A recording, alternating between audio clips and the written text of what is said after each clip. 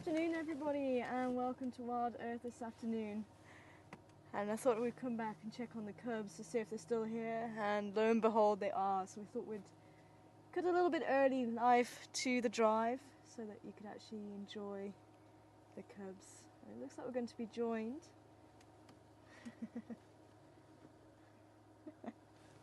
Sorry about that. Two. Graham, come in.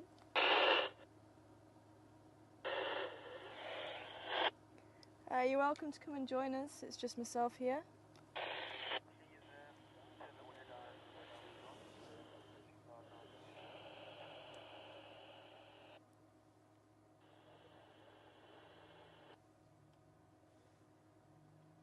A lot of interference there again. Sorry about that everybody. But my name's Tara, and joining me on drive this afternoon is Becky, and back in phone control is Herman. And certainly I hope you're going to enjoy seeing the cubs on a very special day for many of you out there in the US. Happy 4th of July, Independence Day. I hope you're all well and enjoy the gift of the two cubs. How's it?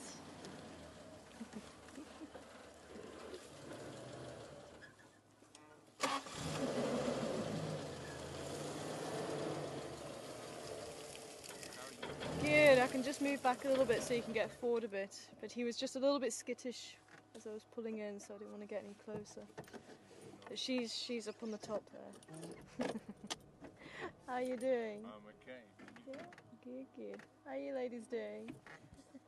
Okay, I'm just going to pull back Becky. There's the one on top. Yeah, she's just right on top there. Are you going to go around? Are you sure? Hello. Hi, how are you doing? Yeah, I'm very well, thank you. We will see you tonight.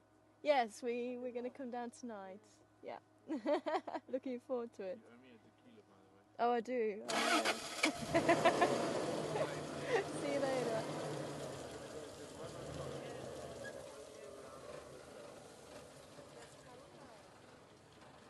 Yeah, that's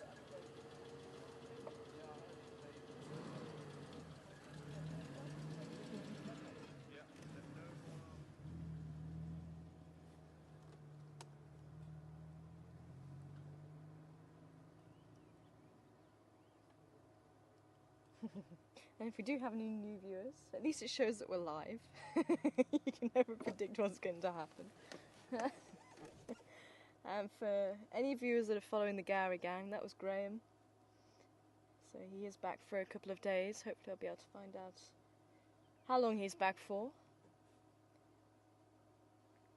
But Graham follows the baboons, and he's going to be dropping in over the next few months, I think, to see them. But he has moved. He moved around June, and it's quite interesting. When we drove back, we saw the baboons around the house. I think that's where Graham was staying. It was in Yuri's house, and I'm sure the baboons gathered around to see him. He's actually been part of the troop for about 8 years now. He's worked his way to the bottom, the lowest rank of the troop. I'm hoping to try and catch up with the troop this afternoon. As I say, I was quite interested to see what happened with the cubs and whether Karula had come back to fetch them. If anybody would like to send through any questions this afternoon, please do. It's always great to hear from you. Send them through to questions@wildearthsafari.tv. As I was saying to Graham, as we pulled in, I saw the little male at the bottom of the mound, who we've got on camera now, and he was just a little bit, kind of looked up and was like, ooh, not too sure about this. So I just wanted to keep our distance and not worry him too much. And the little female is actually sitting on top of the termite mound, which he might actually go and join her now.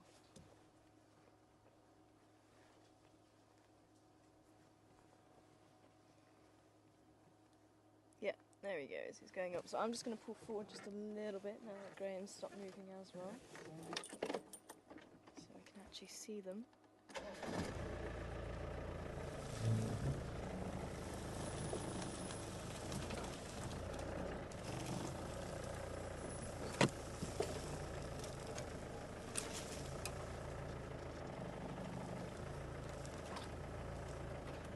So still no sign of Karula.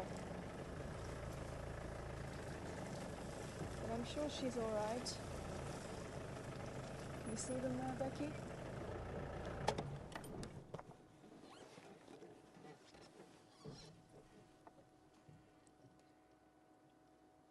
There's the little female now. If you remember, it was my last drive 2 days ago now. Well, about a day and a half, I suppose. It was my last drive. We had the call to say that she came up this way and everyone lost her in the bush here. And I thought she was carrying on. But she obviously dropped the cubs to go off and hunt. And it doesn't look like she's been back since. Well, I suppose it will be nearly 2 days. It'll be 2 days, the end of the drive today. And that is normal. Leopards will go off and hunt and leave the cubs. And at this stage they probably will be able to hunt small things by themselves. And as Cheryl asked this morning, maybe, or could it be that Karula's leaving them for longer periods so that they're actually forced to try and hunt for themselves, and it could well be.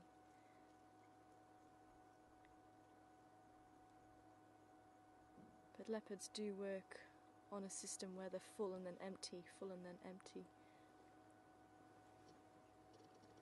So this is all part of the natural way of things, and it can be that adult leopards as well go for a few days before having their fill again.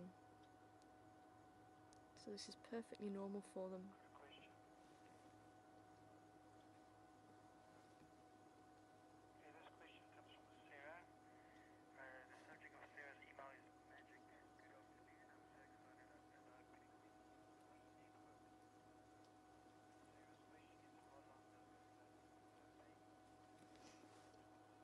Hi Sarah, good afternoon to you, and great to hear you're on board the Gunda.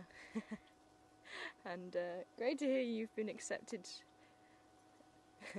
by the Wild Earth, is it the Wild Earth page?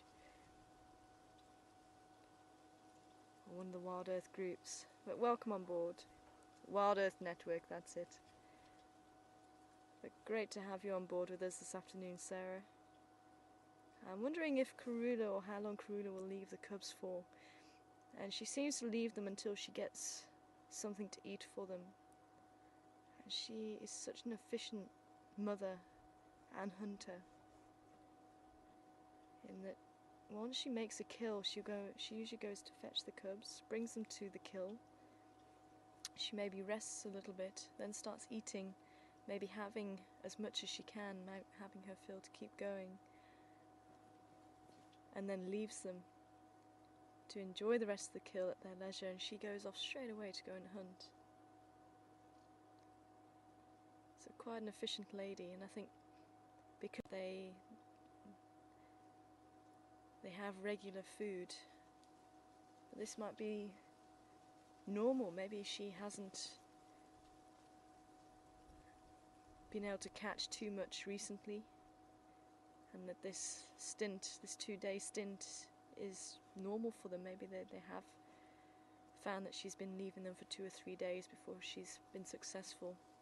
And remember, not all leopard hunts end in a kill. I think we actually found the statistics the other day. I think Connie was one of the people that came back about the statistics, in that leopards are supposed to have 15% success rate. So it's not really that great. They tend to be a little bit more successful when they are with cubs.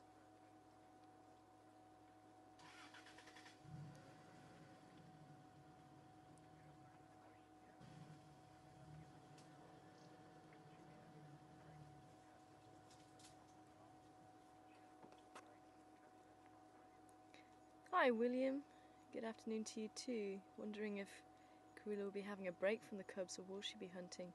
Could be a little bit of both, William. And other studies on other leopards have found that females will take breaks from the cubs too, even when they're very small. They'll just go and rest a little while, especially when they're suckling. As I say, usually the cubs have been weaned by about 3 months, and most of the literature actually supports that, but sometimes they can supplement their diet with milk right up until about 6, 7, 8 months old sometimes. And I think that happens where there's maybe not as much food available, or maybe the female's not as successful a hunter, so she's able to supplement the diet of those cubs with milk. Now I think Karula probably has dried up now, because I think she is a pretty successful female and hunter.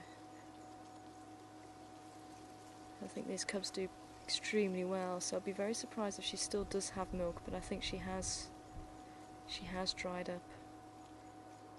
And I think they are just eating meat now.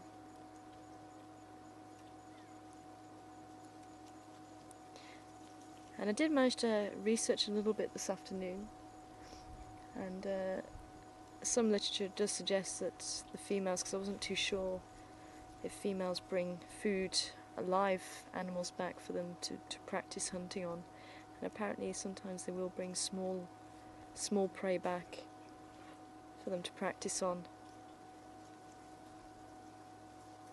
Because I know the cheetah do that a lot. The cheetah are quite famous for doing it.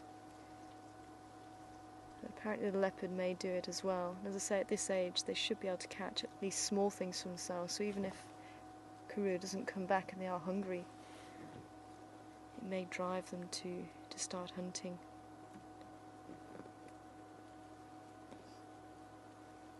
And if Joe's watching as well, Joe was asking about diseases and what they can catch. And again, I've not been too successful in finding too many diseases. But again, it looks like the HIV, or the feline form of it, they can catch, and that can actually make them more susceptible to other things like influenza. Cats can actually catch influenza or the flu, so it does lower their immune system somewhat, making them more susceptible, as in humans. But nothing really that I've found that they can catch too much of just by eating food. So Joe, if you are watching, I'll keep looking, but so far I've not been able to find too much.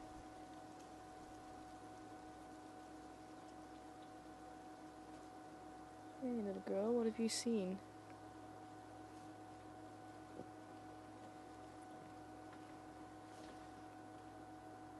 See, a whole body posture changed. Here's a focus on something. Think about your house cat. Same sort of thing if you're wanting to play with a cat and you're moving something around.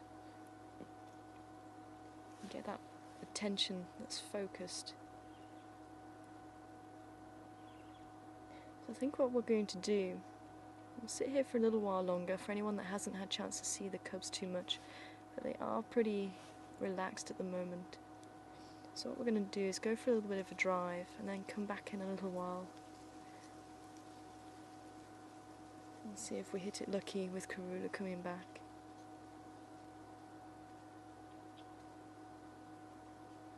We'll give them just a few more minutes just in case they do move.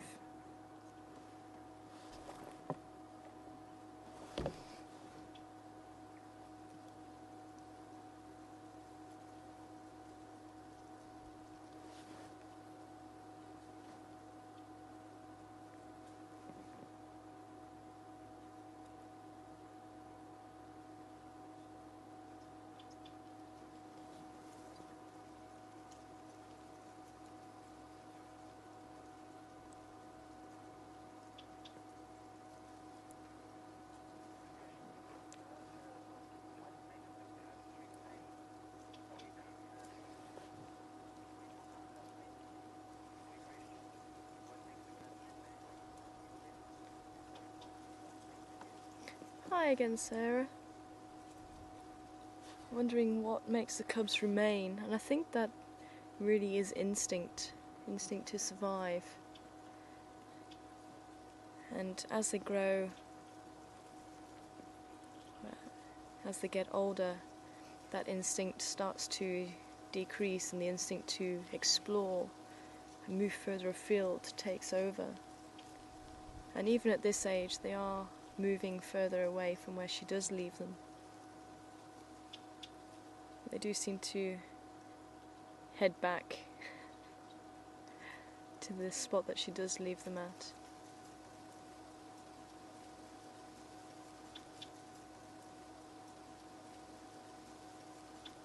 And it's quite interesting, we were watching Karula and seeing if she gives them a signal or something, and there was that day when they were probably about 4 months old and they'd been playing in the marula tree, and we've been lucky enough to see all that. And then she starts to walk off, and you can see almost a confused look on the faces of the cubs, and they were like, do we need to follow you or should we stay put? So it's not as if she actually shows them, okay, stay here. It's sort of just the area, and then they realise, okay, we need to stay, we don't need to follow, and they actually find a nice hiding spot in a thick part of the vegetation, especially when they're very young. But there was no verbal command that I could hear. There may have been a flick of the tail or some way that she held the tail, but I was watching for her and I couldn't see anything that really I could say, yes, that was the signal. And it was almost as they were watching for the signal, maybe to follow her. Maybe that's the difference. Maybe they watched for a signal to follow her and that signal didn't come, and that's what makes them stay put. Unfortunately, whatever caught her attention wasn't enough to make her move from her nice cozy spot by the looks of it. At Karula, when can she mate again? Again, it will depend a lot on how independent these cubs and how quickly they become independent. Cubs can become independent by a year, but it's usually more about a year and a half, maybe 2 years. So once they become independent, she may start to cycle a couple of months later. In Mishu and Induna, just over about 2.5 years now, and already these cubs are about 7.5, 8 months old. And what's interesting is that Induna seems to be staying put. He's still utilising his mother's territory for food. And apparently elsewhere in the Sabi Sands that's also happened, where the males have stayed put for a couple of years, or 2.5 years, and utilised their mother's territory.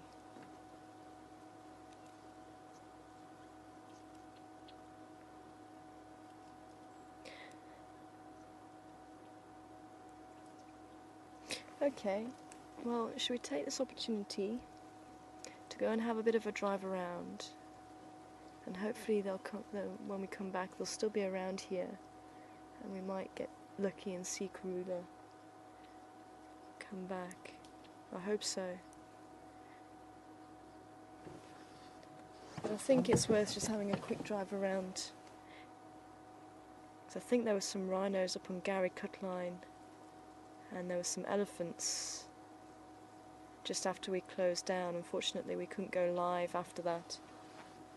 The batteries had run out on the camera. So I'd like to try and see if we can catch up with them this afternoon for you. And as I say, unfortunately, it looks like the cubs are very much wanting to curl up and keep warm and not move around too much.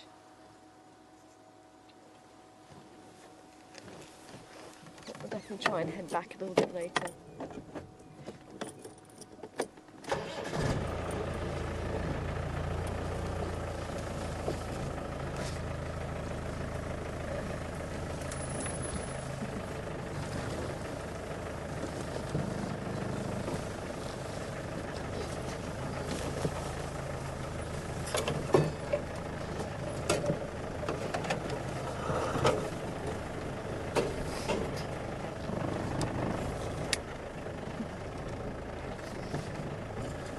Thanks, Graham. I'm going to see if I can pop back a little bit later.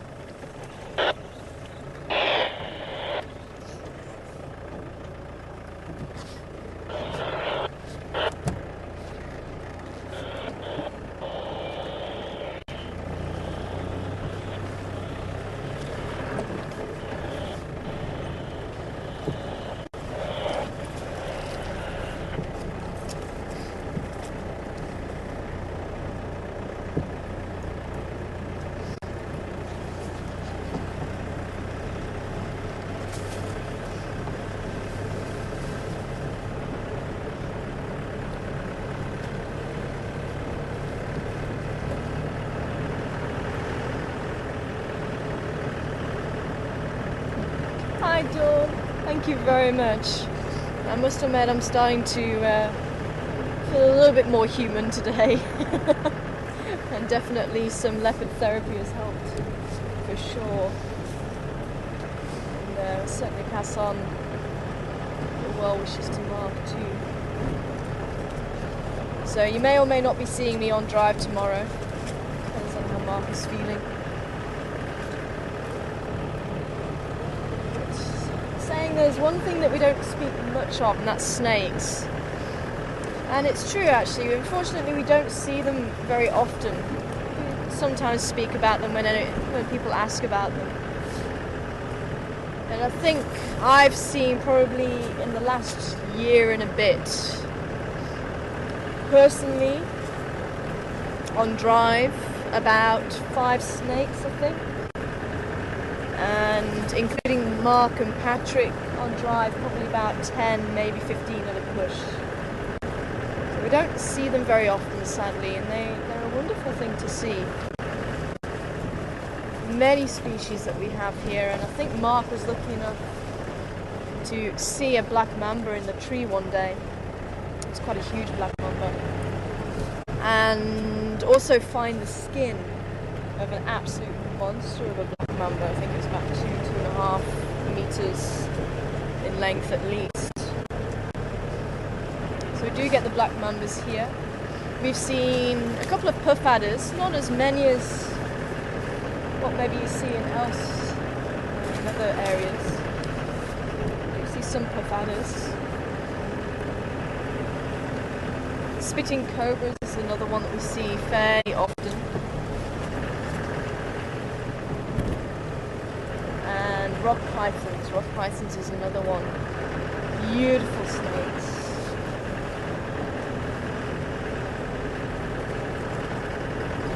Probably the longest one that we have here in South Africa. The Burmese python, I think, breaks the record for the longest. The Burmese python is probably about 6 meters long. African rock python females probably reach about 5 meters. Females tend to be larger than males. But the anaconda holds the record for the heaviest. So whenever anybody says the largest snake in the world, you have to make sure you're actually on the same page, because the largest could mean the heaviest or the longest. But the anaconda not found here, found over in South America.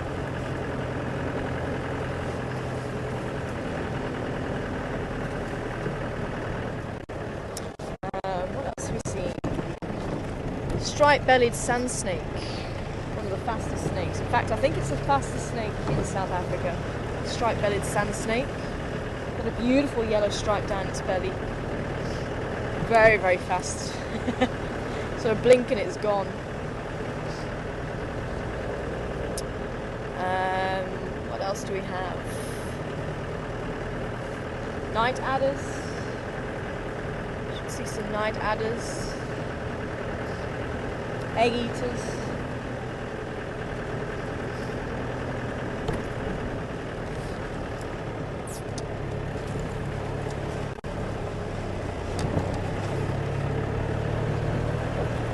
Spotted bush snake, we have one around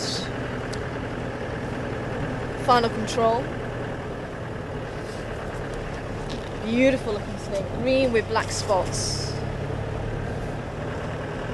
Very beautiful.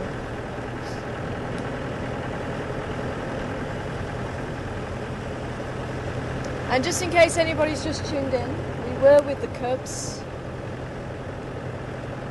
But they've gone to sleep and it is... Oh, hello, helmeted shrikes.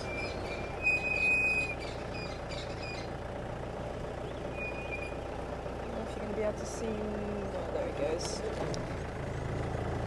Hiding. If you saw the black and white streak across the screen,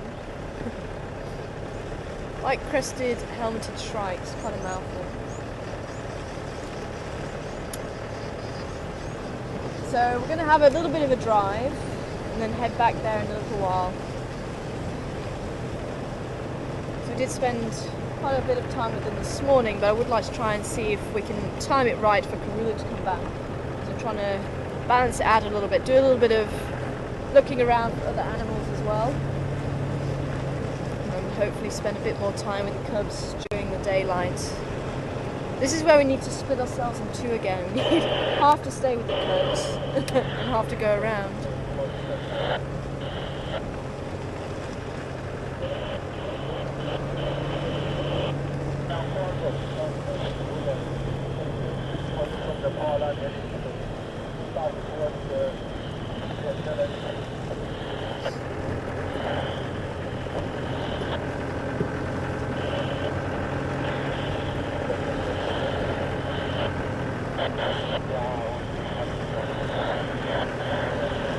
And also just making space for the other vehicles now, because they have also started drive. So just make space for them too.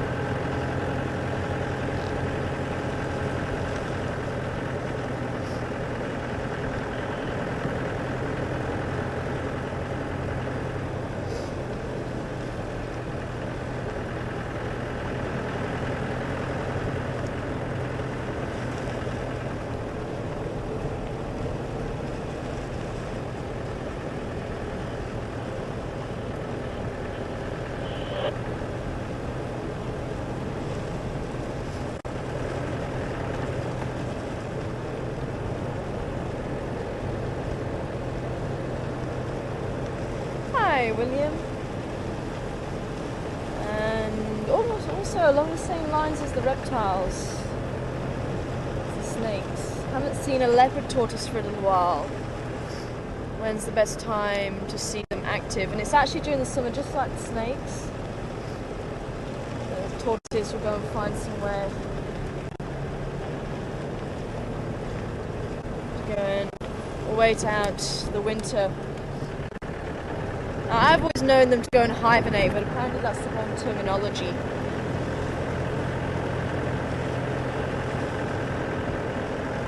I forget what the right terminology is supposed to be.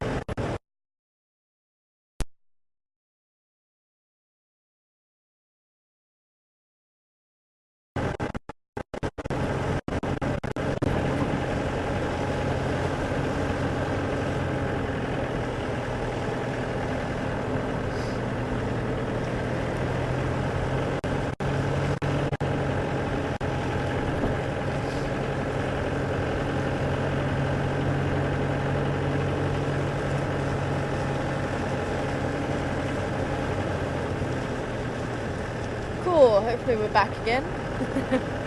But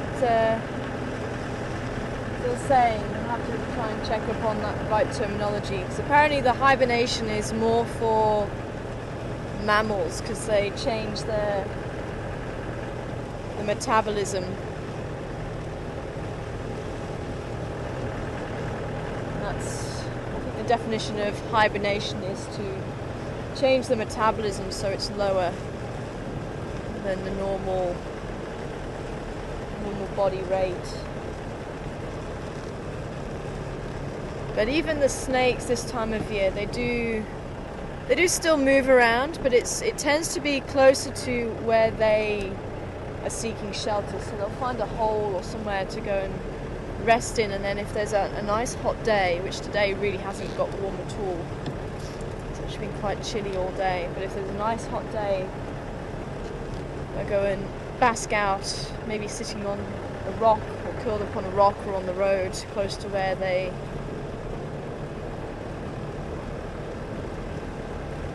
are staying. So same with the tortoises, they'll find themselves a nice hole just to wait out the winter.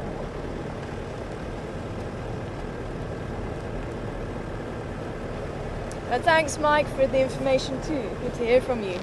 Apparently Mike's just corrected me saying that the reticulated python actually gets longer than the Burmese python.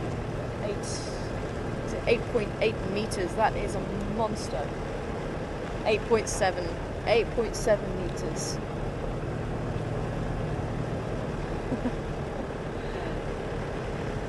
But that is a monster. So I stand corrected.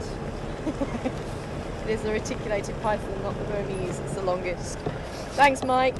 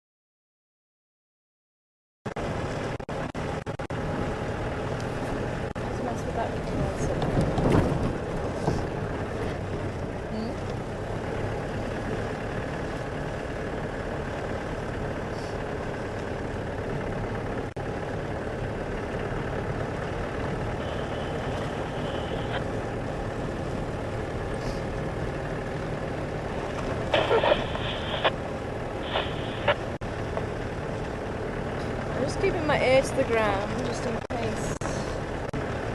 We'll just make our way back there.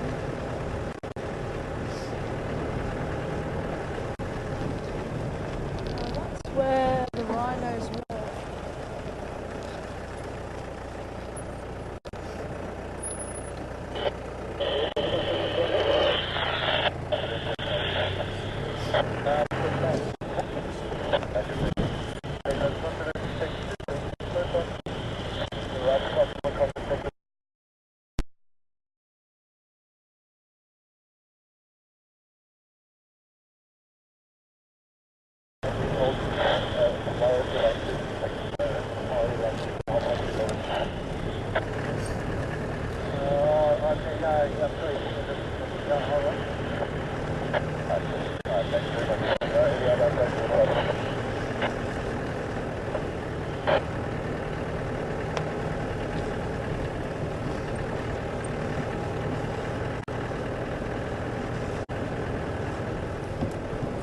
Rhinos may have gone into the drainage line there by the looks of it.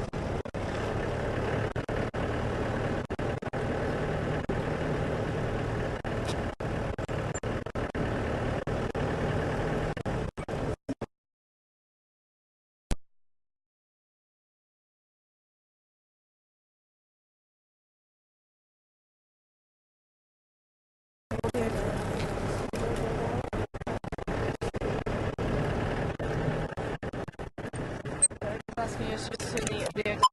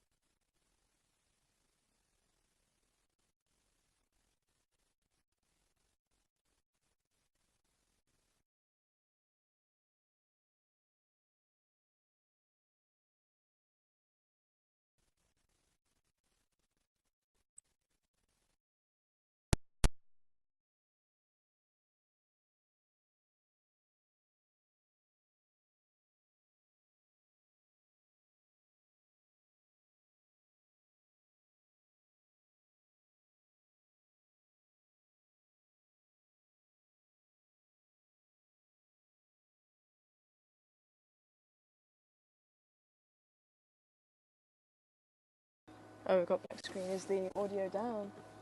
We just turned it down. Oh.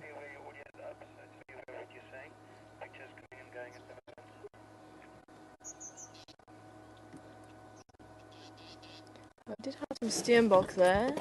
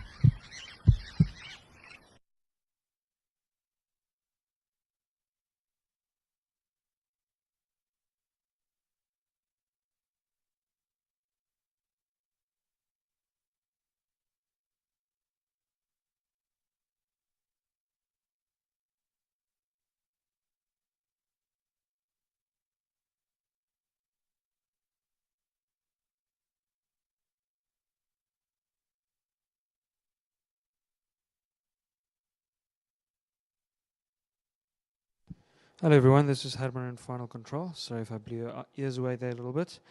It seems like we've got a bit of a problem with the vehicle. The beginning of drive was fine, but now suddenly picture comes and goes all the time. So we're just quickly going to have a look at that. Tara's on her way back to base camp, so we can try and fix that. And hopefully we'll be back out on drive shortly. So please be patient with us. We will keep you up to date, and we'll hopefully cut back to the Gunda shortly.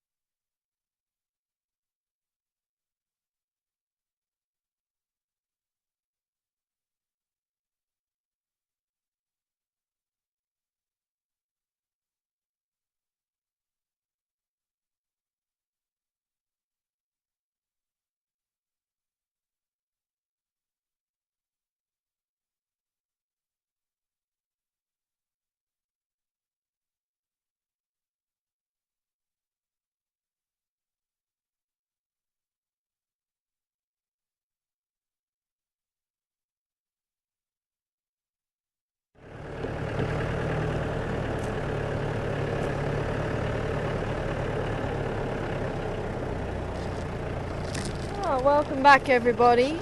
I'm not too sure what has been going on with the picture.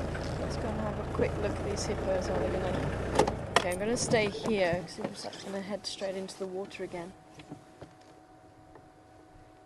But for anybody that hasn't seen hippos out of water, that's what they look like. Like we're used to just seeing the head. Ah.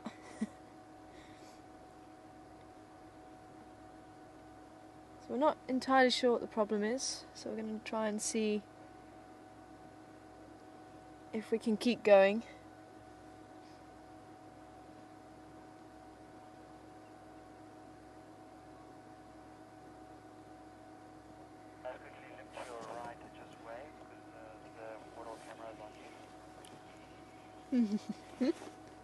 And hello, if there's anybody watching the Waterhole channel.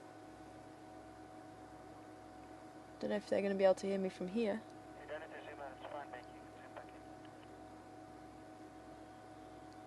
There go the hippos. Okay, so I need to go back over the dam wall.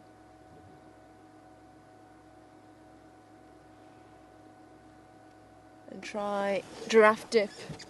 So I really would like to try and find those rhinos if we can.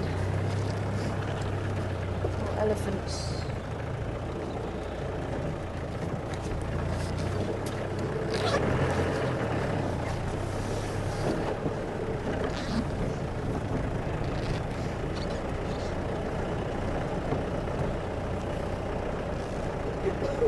Bless you. Bless you.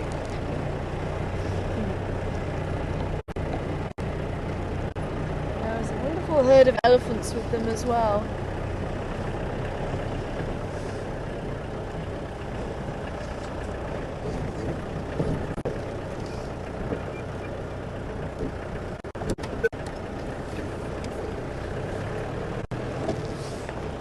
Oh dear.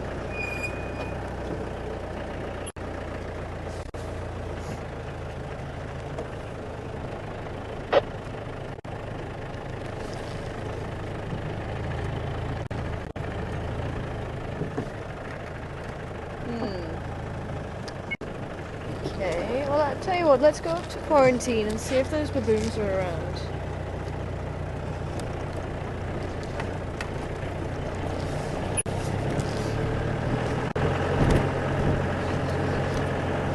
I think the hippos are tucked in behind the vegetation there, so I'm not going to have a really nice view of the hippos there at all.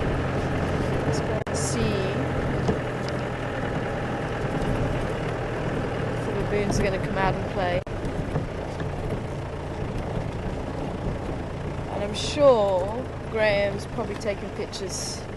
So if anybody's wanting to see pictures of the Gowrie gang, I'm sure they'll be up on the webpage, the Facebook page. And there's the impala, looking pretty relaxed this afternoon.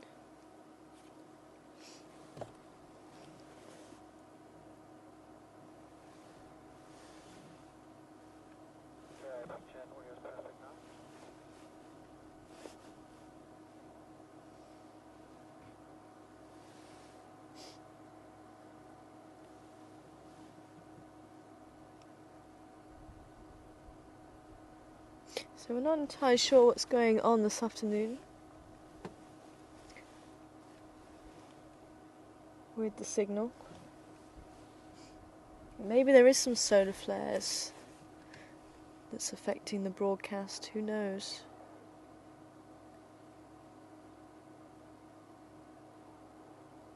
But actually, piece of information, you may find it a bit useless, but I thought it was quite fascinating. Neptune, our furthest planet, now that Pluto has been relegated to be a dwarf planet rather than a full planet. But Neptune, our furthest planet, has done one complete orbit this month from when it was first discovered 165 years ago. So if you have a pub quiz with that question, you'll know the answer now.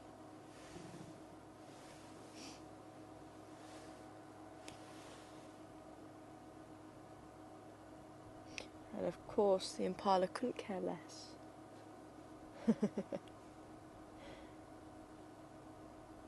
I thought it was quite interesting.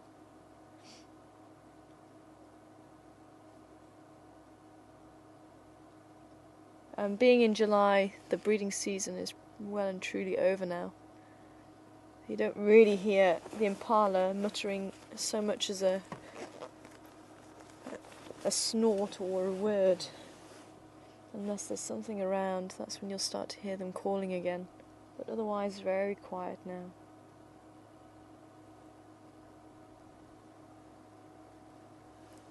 And those little white tails flicking constantly. And it's when those white tails stop, you actually do see more of their heads sticking up and having a look around for any predators.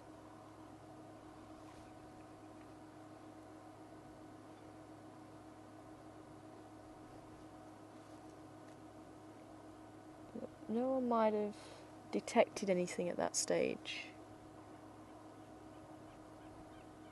If someone does see something, it's a very loud snort through the nose, and it's universal language as well, so any other antelope or zebra or even birds or squirrels will take notice of it. And what was even more interesting is that even hyenas may take notice of it, looking for an easy meal, following the lion or leopard that they may have spotted, if that's what indeed they have seen. Cool. Let's head on to the quarantine area. For now we're going to have to leave our rhino search.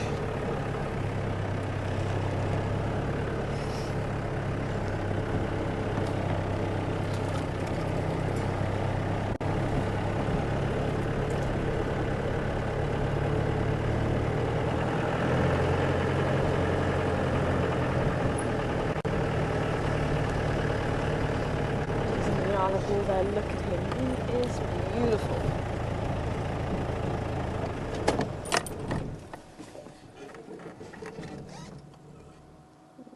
You're gonna disappear.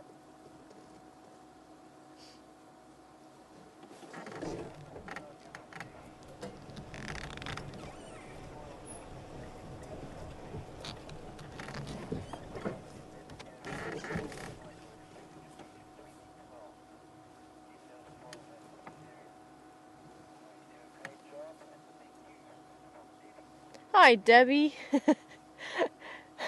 Foil hats, I've not heard of that one. Apparently they can help against the solar flare. Apparently we are going through a cycle that's going to peak 2012. And I know it can affect quite a number of things, including the weather. They do go through cycles, same as the sunspots as well. Funny things happen as the sun develops the sunspots. And there goes the Nyala bull.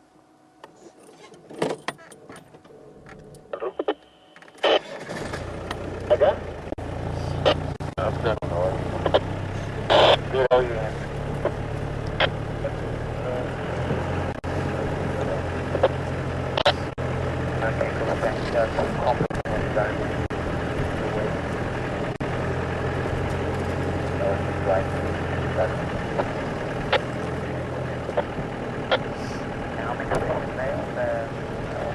Hello, guinea fowl.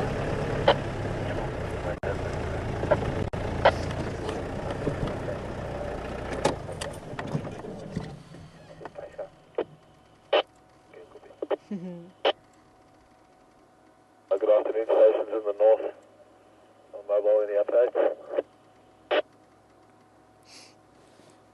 Afternoon, it's only 2 Karula people, and this that was 60. Copy. Any station on Lockett to Misikaya? That was a up and dog. Call 1 4. I'm going to slowly make my way that side.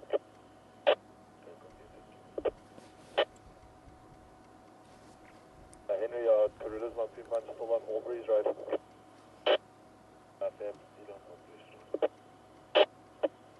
Sounds like there's not been too much movement from those cubs yet.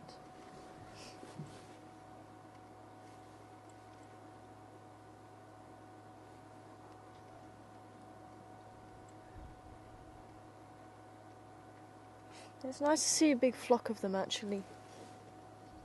I think a little while ago, I think there was a few people getting concerned that we were only seeing one or two and not even that many when we were seeing the guinea fowl, but we were only seeing them once or twice every so often. With all the new chicks, they're starting to get bigger flocks again. And what's quite interesting with them being a flocking bird, they're still monogamous. You still get the males being quite faithful to the females, at least until the chicks hatch. They'll sometimes come and actually help the female rear the chicks. But he may, if she's sitting on the eggs, he may go and try and mate with another female at some stage when she's sitting on the eggs. But generally, he's quite attentive. What scared you? Are you just losing your family, or what's the story? I think he's just trying to keep up with the herd, with the flock. They're just a little bit too far away, especially when it gets quite thick grass. You'll just hear them chirping very, very softly, keeping in touch with everybody. Even though they can't see each other, they can hear each other.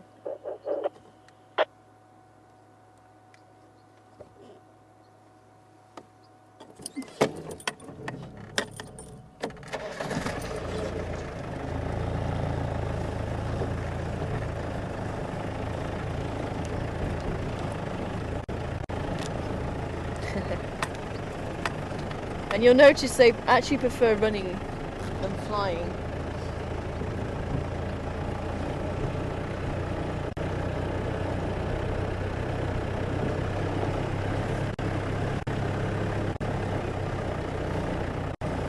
Some more guinea fowl up ahead and to the left. Wow, big flock.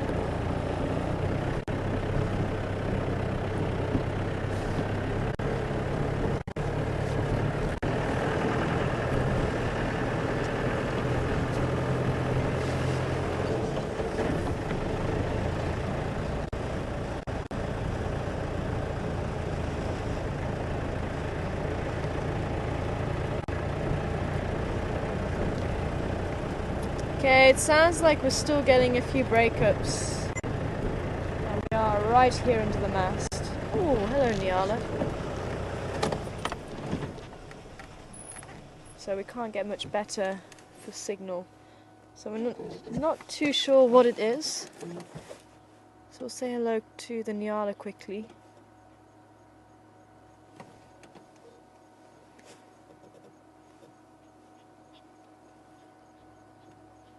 And then we'll just take the vehicle back to camp and see if we can actually locate what's causing the problem.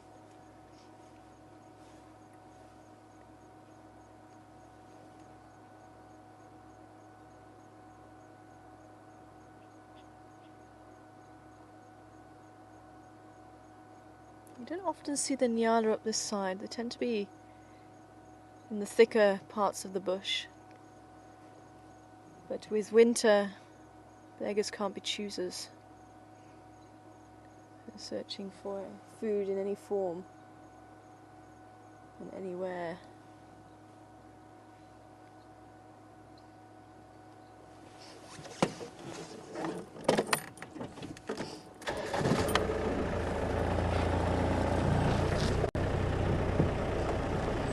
And there's the baboons.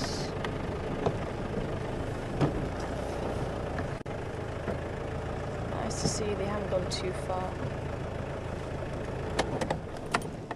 Maybe they're going to stick around a little bit for Graham. So we've got Shirley with Genesis right at the base of the marula tree there. Little Evelyn just walking behind.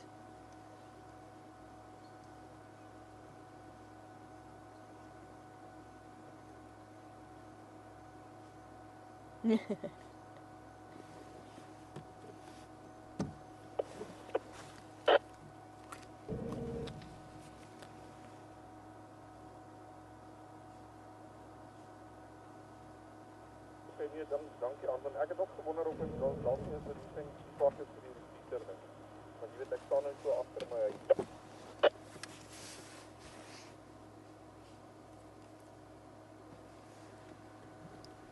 Gray and Graham come in.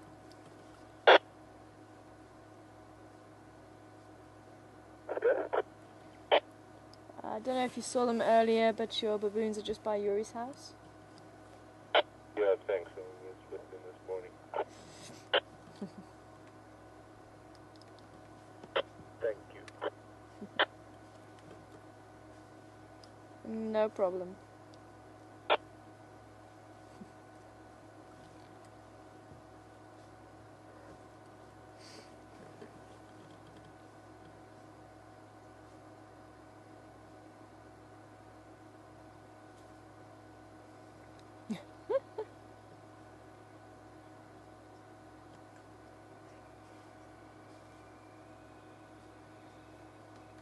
Whoop.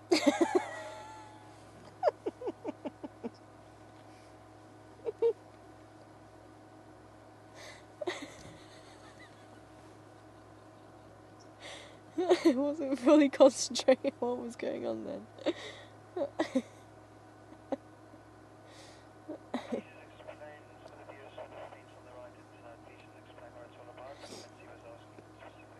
Hi Mitzi. Just in case there's any new viewers, not too sure why you're seeing a fence. This is one of the favourite areas that the baboons like to hang out in, and especially when they go and sleep, which is they're slowly getting to that stage with the sun dipping low and with the cloud cover that it's getting darker much quicker. So they're starting to head back to the trees that they roost in. Now they're not stupid. They've worked out that the fence around the owner's house and garden actually will help to protect them from the dangers of the night, especially leopards being on the prowl. So they've worked out if they sleep on the other side of the fence, then they're going to be more protected. So that's why we're seeing the fence here, and they're making their way there slowly.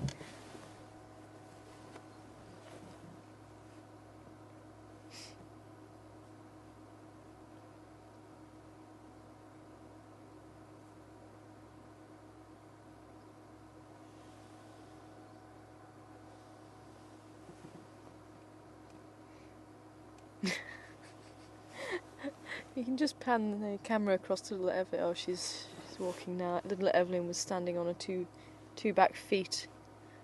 Oh, let me grab what's going on there. That Mrs. Psycho's putting LB in her place. That's Evelyn's mother.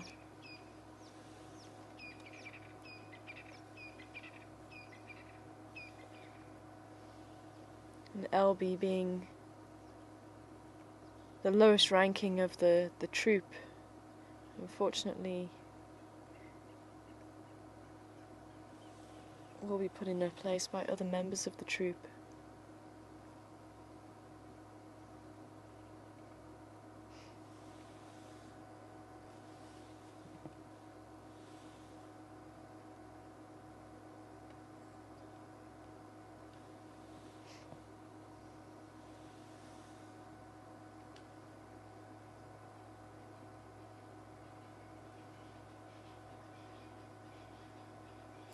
They're just sitting underneath the marula tree, and I wonder if they're actually trying to dig up the nuts from the marula tree that may have been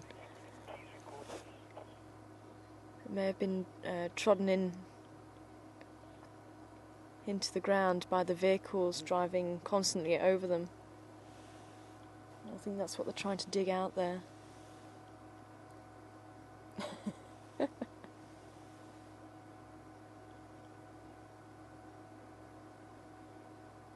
There goes Evelyn. If we lift the camera up just a little bit, we might be able to see Evelyn and her mum at the back there too.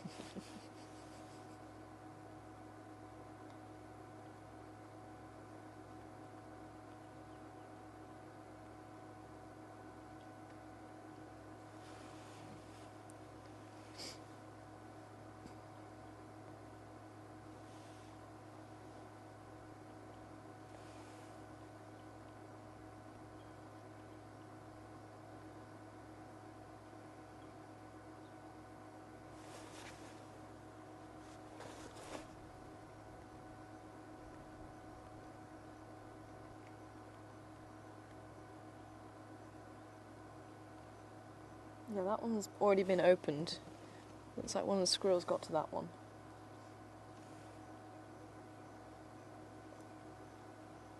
We're able to select. There we go. There's Evelyn and her mum, Mrs. Psycho. Shirley's just standing up.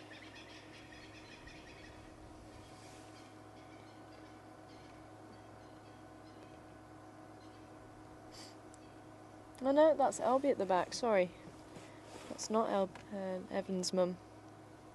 It's Elby who was being put in a place by Evelyn's mum. Tex. Yeah, go. How's it, Tex? It's Armando. How are you? I'm good, thanks. And yourself? Yeah, I'm sharp. Thank you, Tex. Tex, is it possible to go to the Misikaya? Okay, cover that. Okay, Armando. One more, Tex. Thank you.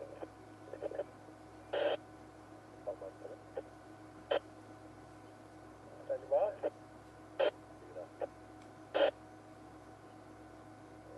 Just turn on to Gowrie Main. Close to the Gowrie driveway. I've just pulled in here now. It is active. Visual's not the greatest there on the western side of the city.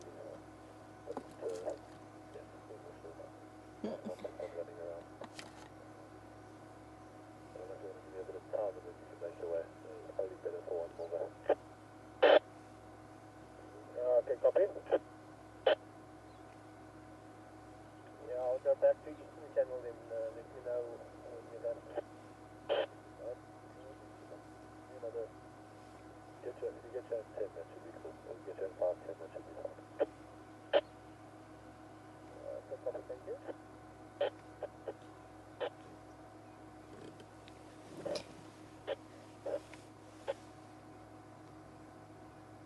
Shame. Elby is desperate for her own child.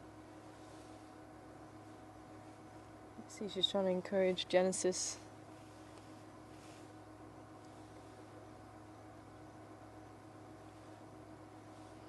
And looks like she's going to go and try and display to Tankman again to try and mate with her. We're able just to pan the camera across. There we go. You can see her rump is extremely swollen, and that's, in baboon society, very attractive usually to the males. So she was standing there and trying to show Tankman, but clearly he's not interested today.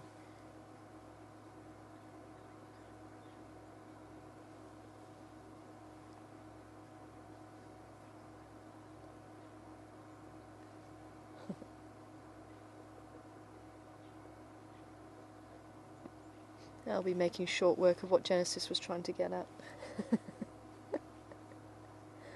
Like, please give me a bit. I found it first.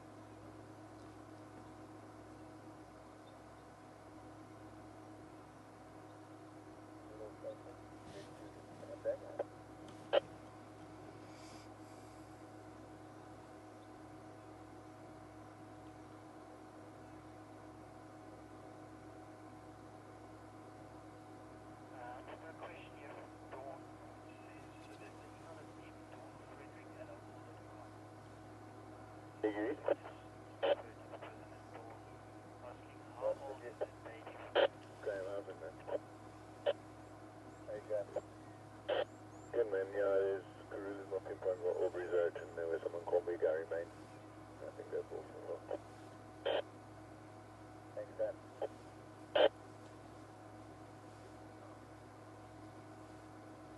Hi Dawn, good afternoon to you. Wondering how old the baby baboon is. Little Genesis was born, I think, mid-November. I think. Just trying to remember now. I think he's about 6 months old now. If I can remember rightly. Maybe one of the viewers can just remind me. I'm terrible with dates.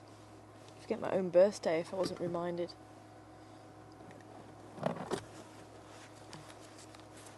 Can't remember if I actually wrote it down either.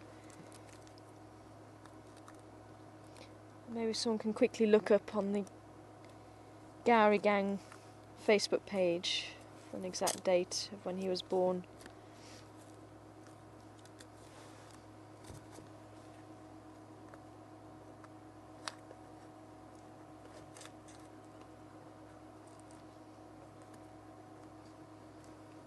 I think little Evelyn's approaching probably about 8 months, 9 months old, something like that now.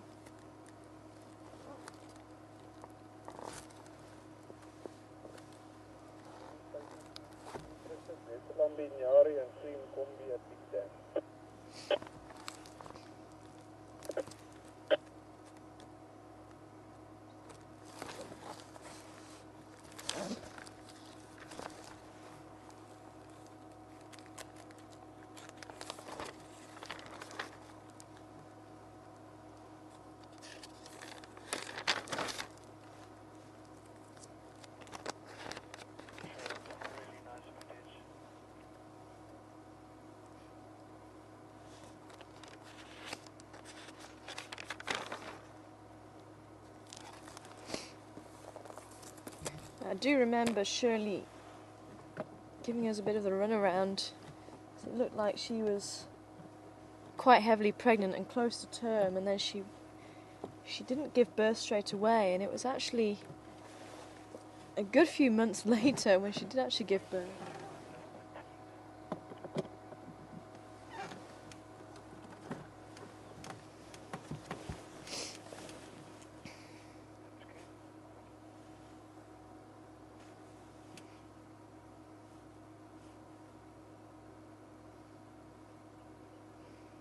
And I was actually getting to the point where I thought maybe she'd had a phantom pregnancy, or maybe had a miscarriage. We were all waiting on tenterhooks, and then one morning there was this little bundle of fur.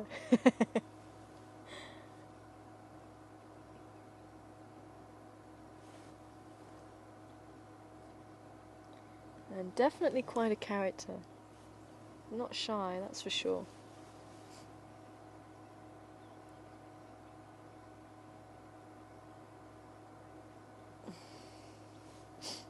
They're surely going to Tankman there.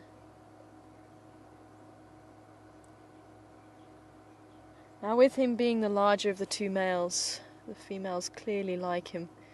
And he is the most dominant male within the troop. There's him and Gowrie. Gowrie's quite a small baboon. So Tankman is certainly the first choice when it comes to mating. But as you get larger troops, and there's more competition between the males, then you'll find some females favouring other males. And you'll tend to have maybe 3, 4, even 5 big dominant males, and there'll still be a hierarchy within those males.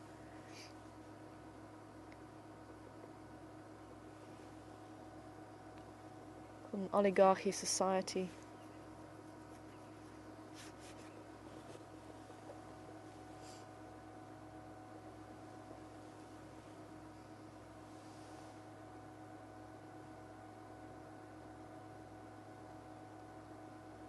Shirley being the highest ranking female of the troop.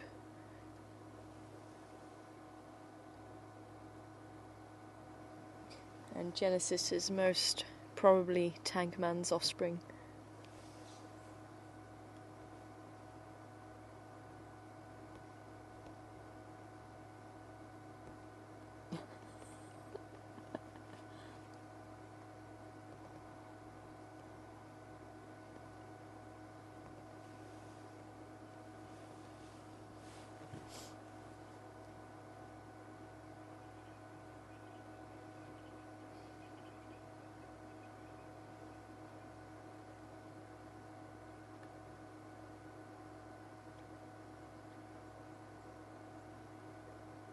Looks like they're actually cleaning the nuts. If you watch them rubbing it between their hands, it looks like they're cleaning the dust off the nuts before they try and bite open.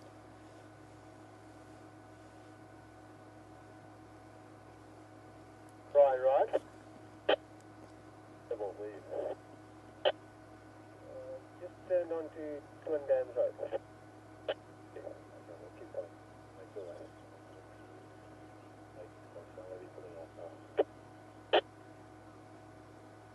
Thank you. Could come in.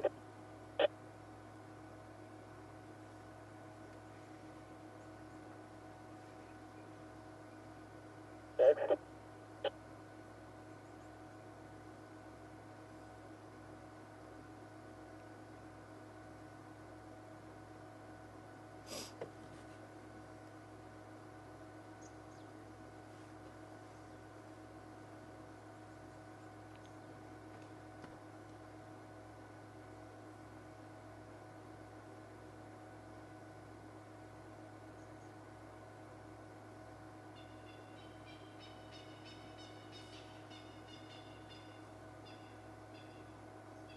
Out of BC Kaya, leaving it active and open lock for now, and Bob Bond's all going to be making his way.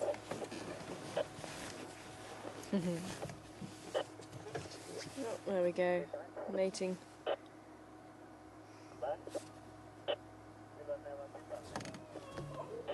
I'm not yet Graham on lock. Okay, Graham?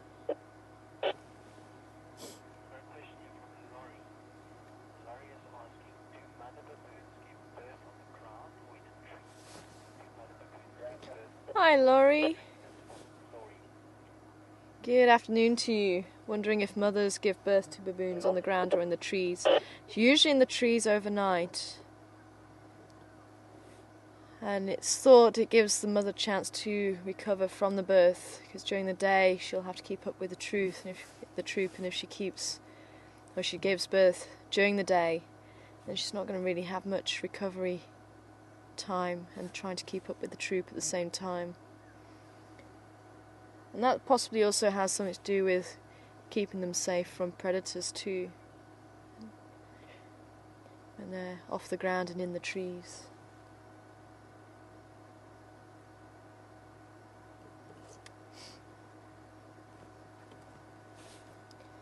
Hey, Graham, come in. Sure, Mara.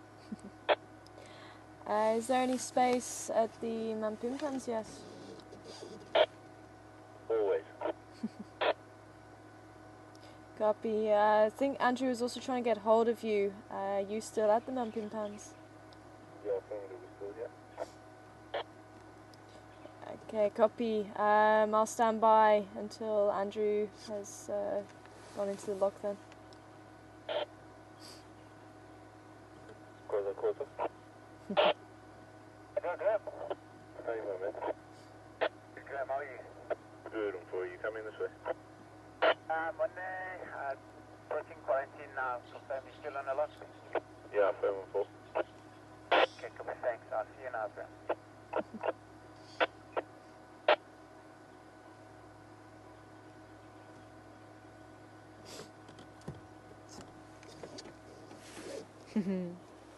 One in Combi and a small in Bapan on Cheetah Catalan. Okay, well, let's see if we start driving, if there's a problem.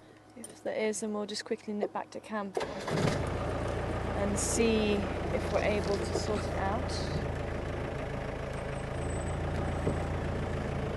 Squeeze by them.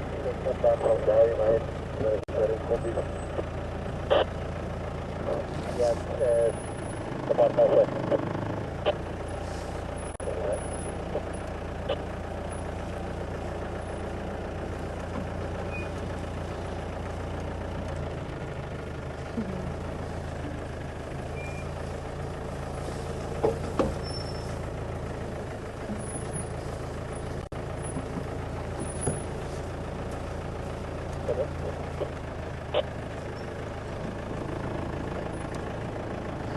You're on, Gowrie, getting left behind.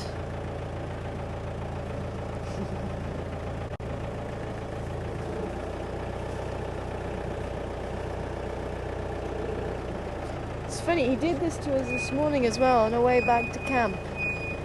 He's going to exactly the same spot.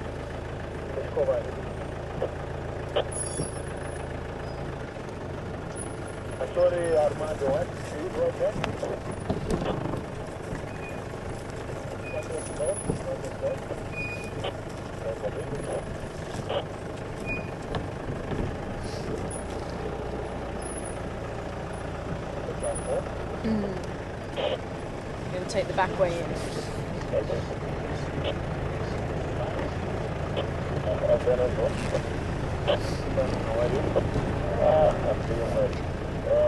Okay, hopefully.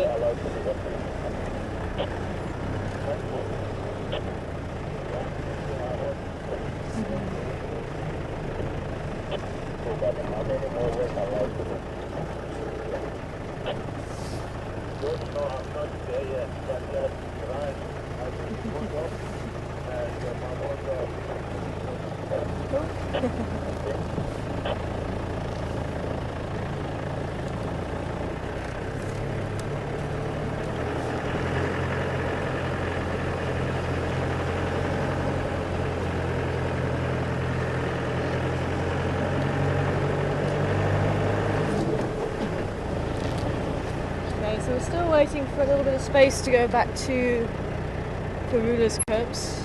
I'm hoping that we're good to go.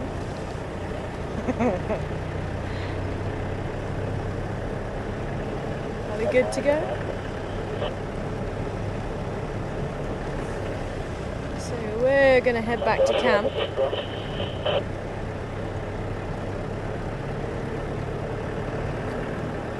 Okay, so for the time being it sounds like we should be alright.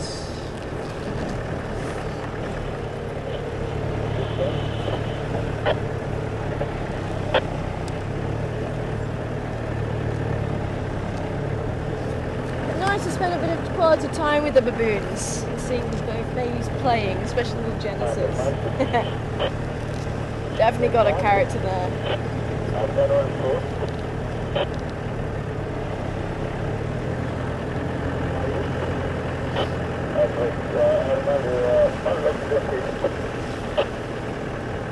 On my way there, I'm not there yet, but there's the family. I went to Bucharest and I came to there. Yeah, you're welcome.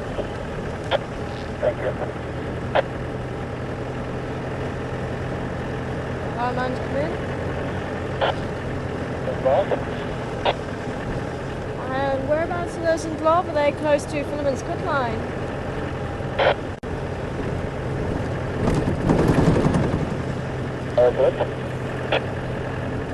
Whereabouts are the in Glove on Weaver's Nest? Are they close to Philemon's cut line?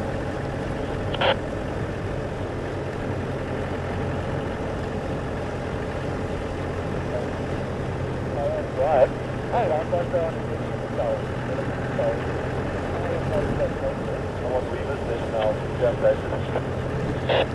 Copy that, thank you.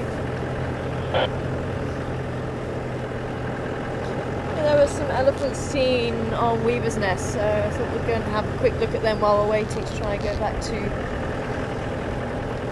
the cubs. And Sandra, good afternoon to you, Sandra, and I'm sure there's a few other people feeling the same way. A bit worried about Karula, and you wanted to know if the guides have been put on alert that Karula's gone missing and what can we do for the cubs. And I know probably nothing I can say can put your mind at rest, but this is their life, this is what they do, and Karula will leave them for a while to go and hunt, and she'll know how long they can stay without her, and she'll know if they do need to go and drink, then she'll come back. There's nothing to say that she hasn't already been back. So we didn't find any tracks. I don't think she's been back, but there's nothing to say that she actually hasn't been back. And we can't interfere with there's still a lot that we don't understand when it comes to nature. There's still a lot that we don't know when it comes to nature. And who's to say, if we were to interfere now, that we're actually just interfering in something that is perfectly normal? And the thing is, we only see a snapshot of their lives, and I would love to actually follow Karula 24/7 to really get a full insight into her life, to actually know, okay, this is what she does in this situation, and this is how long she leaves the cubs. We don't really know for sure. We're only really getting snippets, and it's almost like a mystery, trying to piece together all the information and what we've got to go on, and from other research that's happened and things like that. So this is really the first time we've actually seen her leave the cubs in the spot for a couple of days. We actually know pretty much when she left.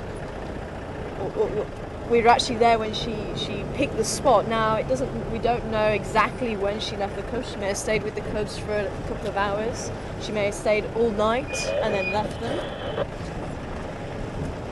Standing by. Copy. Can I come and join you?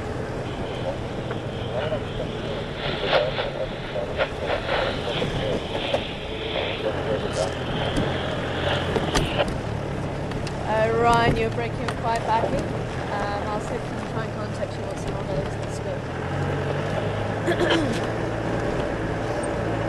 Let's see if the Ellies are there.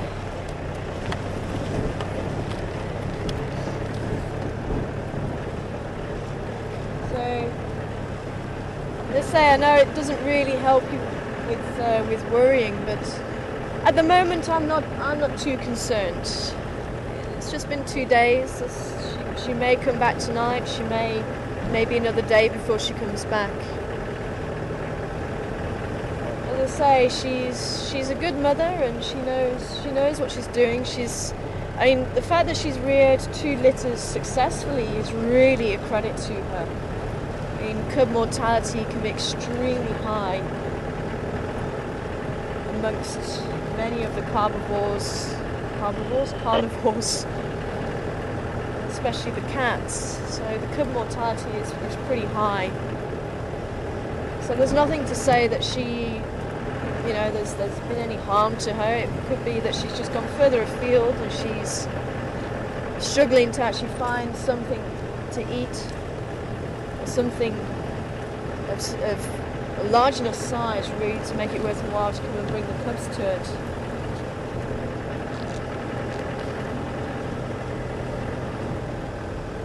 But I think for the time being, it'll be fine. And they've got that survival instinct in them that their mother also possesses. And as I say, at this age, they should be able to hunt small things. They should be able to catch rodents, lizards, maybe even birds if there's any that come close by.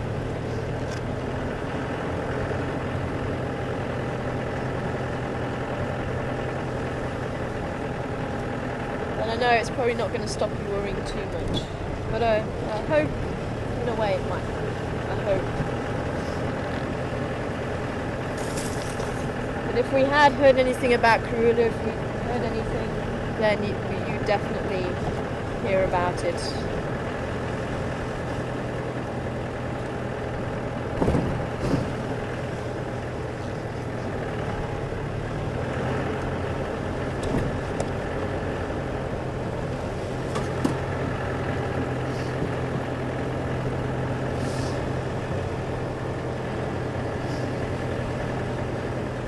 And just in case anybody's wondering why we're not heading back to the cubs just yet, it's a 2-station sighting just to keep the cubs nice and relaxed. There's 2 vehicles there at the moment, so I thought we'll see if we can try and catch up with these Ellies. And then maybe head over there in a little while. It sounds like there's not too much movement from them at the moment.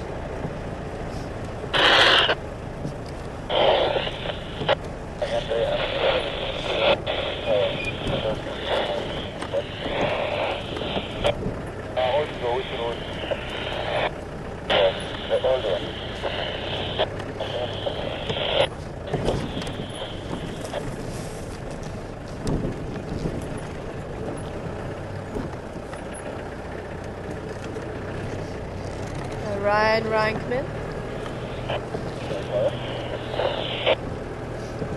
Confirm, are you just towards Twin Dams, Elephant School Road?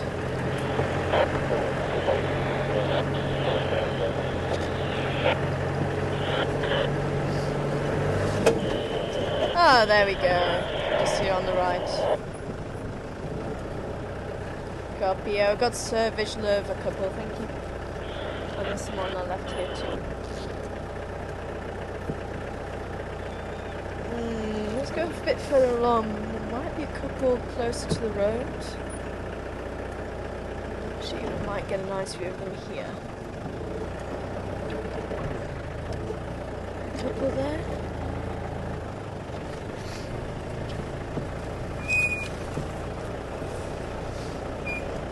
I wonder if this wasn't the herd we bumped into on Gowrie, Maine this morning. I was so upset. I was hoping to actually come back to you with the herd of elephants. So unfortunately the batteries had other plans.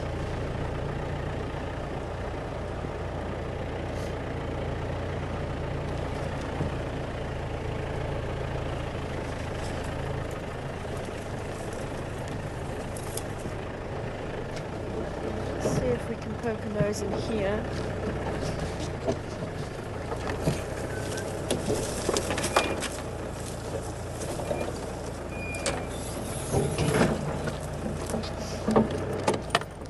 Just as they disappear, there's a couple more behind us, but they're still quite far in the bush.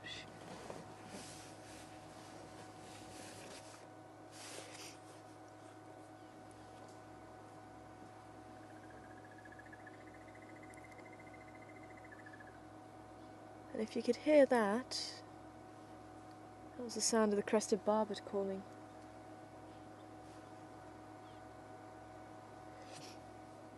And we're just on the other side of a drainage line, so we can't get any closer to these guys.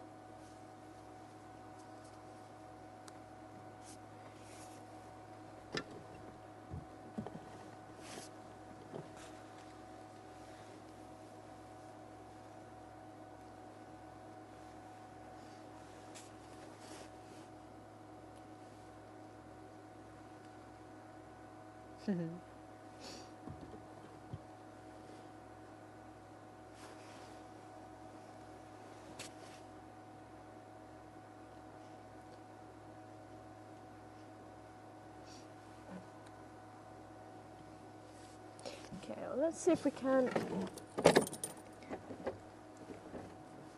a little bit further back.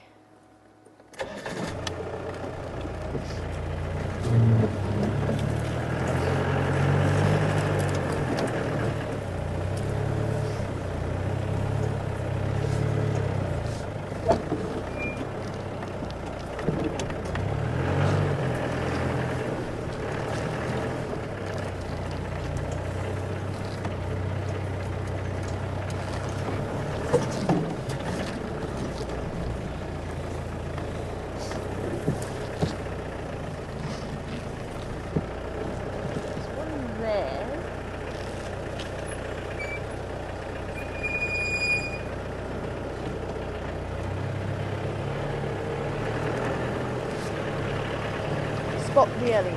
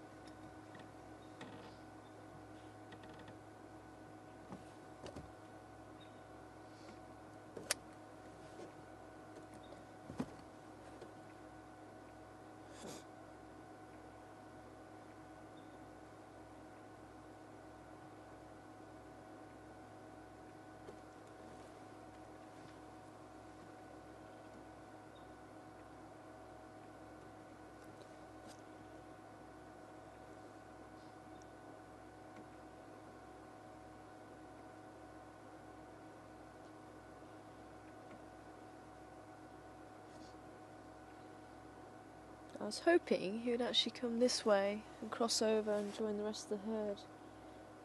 But maybe he does have other plans.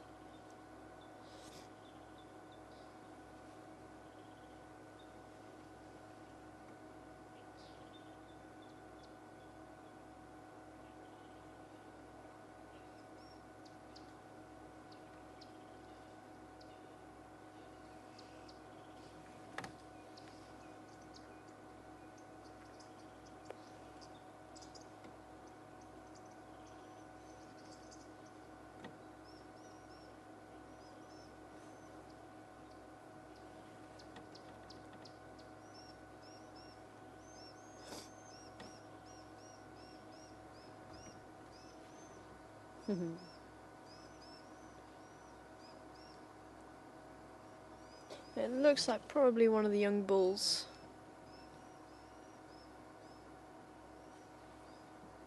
He's starting to move a bit further away from the herd, still with the herd, but on the outskirts of the herd.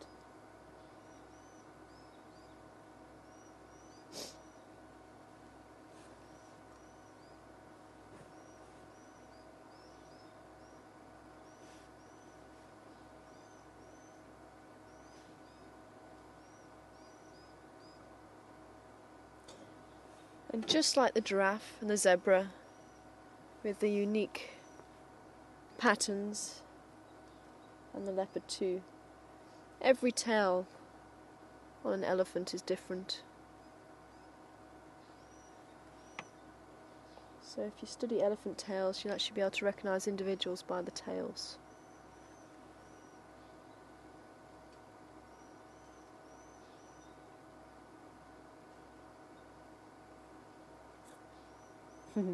I should take a little bit more of a drive along and just see if there's any more of the herd there. He's going a bit deeper into the bush there. I'm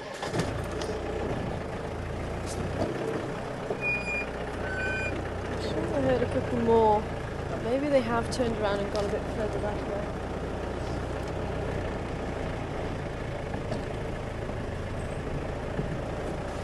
Oh, there was quite a big bull on the other side there.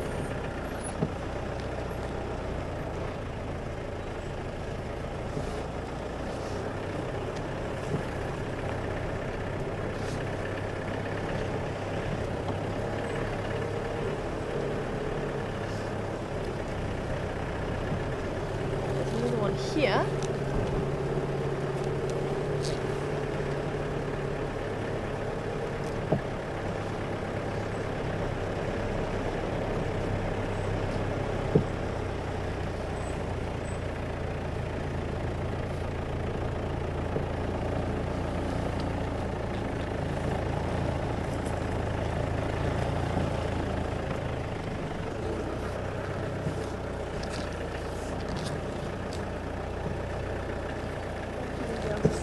Through there.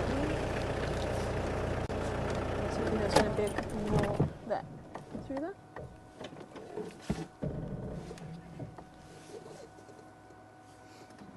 Hi, Luann. And good afternoon to you, Wiley. I hope you're well this afternoon. Wondering if anybody has studied a leopard 24/7 and followed it. And I'm not sure. I think the closest anyone's come is to watching leopards as guides, and I think there's been a couple in the Sabi Sands, very famous ones. And they've got a beautiful coffee table book. I'll see if I can actually bring it out on drive tomorrow. And I'll put the ISBN number up, but does give quite a few nice accounts of leopard interaction and activity, and there's a few mentions of the Sabi Sands leopard, and there's actually, I'm sure there's a mention of white cloth in there as well, because I think she actually came from Mala Mala. I think she was one of them. Oh.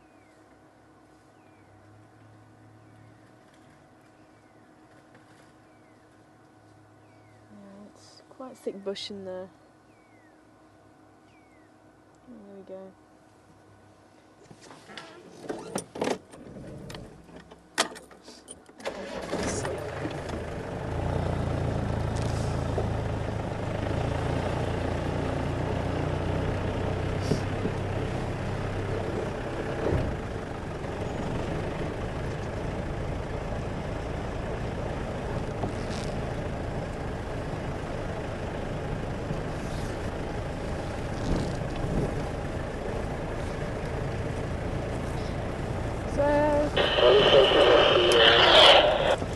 wonder if anyone else has heard of leopard being followed 24/7. I say I'm not aware of it. But maybe there has been. Just haven't seen the research from it. The Ingwe Leopard Project probably does the next best thing, in that the leopards, there's leopards that are collared and they can actually track the movements.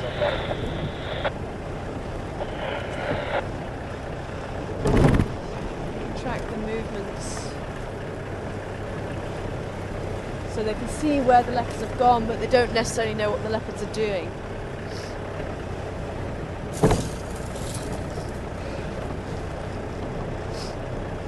It's getting a little bit dark. Oh, sorry, Natal Franklin, interrupting your dust bath there. And with this cloud cover, it's going to get even darker quicker. So I think what we're going to do, I'm going to just try and get to a bit more higher ground and see if we can start making our way back to the cubs before we lose the light. Just in case Karula comes back and we lose them for a little bit again. Unfortunately, I think the elephant's feeling maybe the chill of the wind.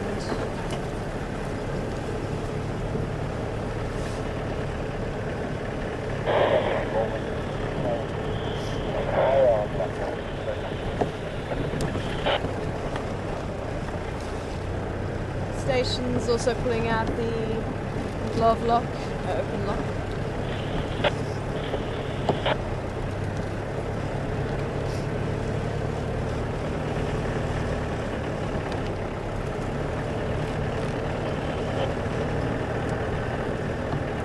I think it'd actually be a very interesting thing to do, and I'd love to do it with Karula because she's such a relaxed cat as well.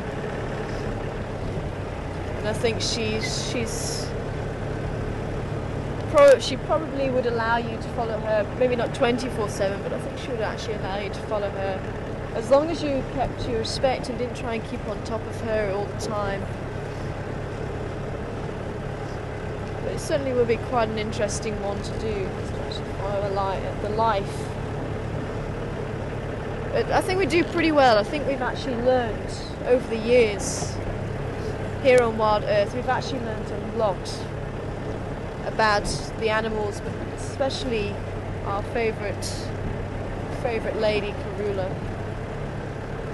Her life and the fact that she is so successful, and really Peter really was sort of almost coin of phrase, she really does bring people together. Everybody wants to know how Karula's doing and how her family's doing. So many people across the world, the fact that they all want to know how Special Leopard is doing. I think she really has captured the hearts of a lot of people. And as I say, through her, we really have learnt a lot. I mean, just by being here, just over a year now, I've learnt an incredible amount about leopard and leopard life and their interactions, and it really has been an absolute privilege so far. And I'm sure she'll keep giving us these little gems, as well as her family does as well.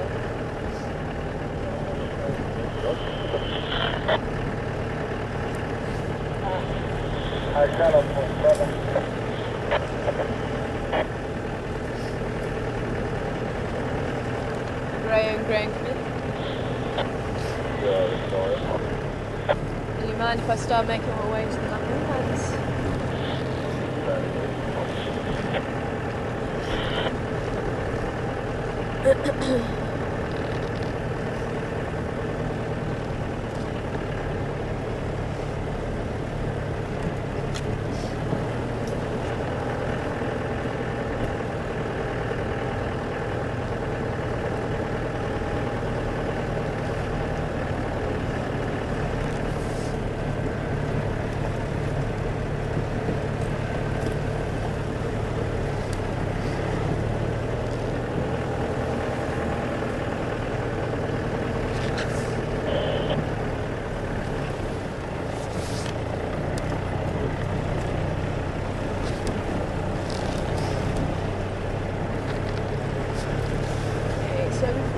do lose the light, we're going to make our way back.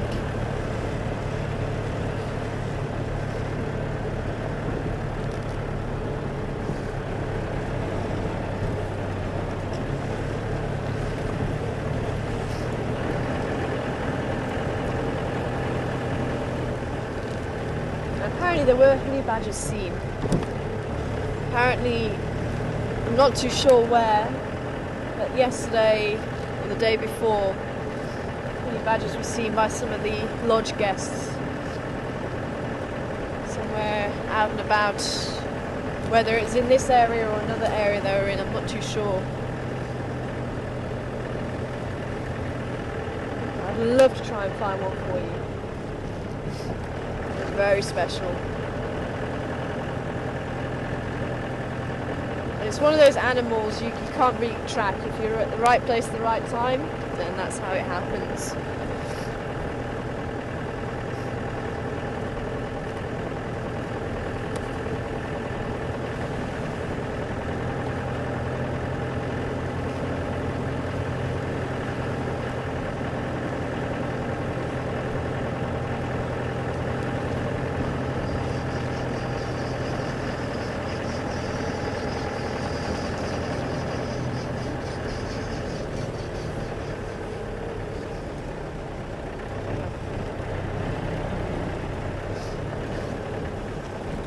Thank you.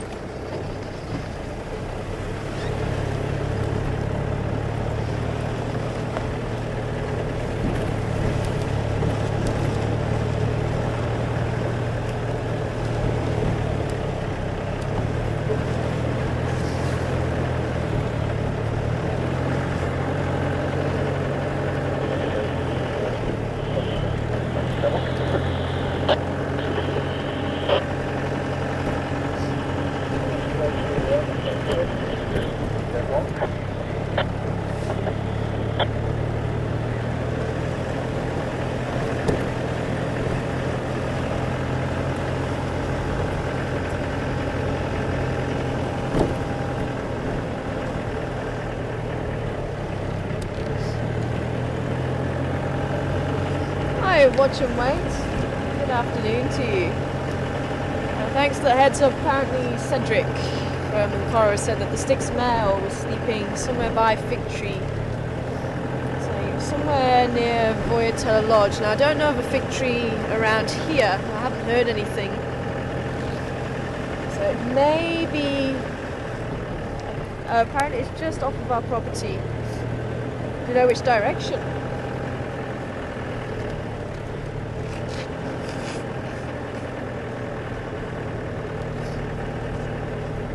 Sorry, everybody.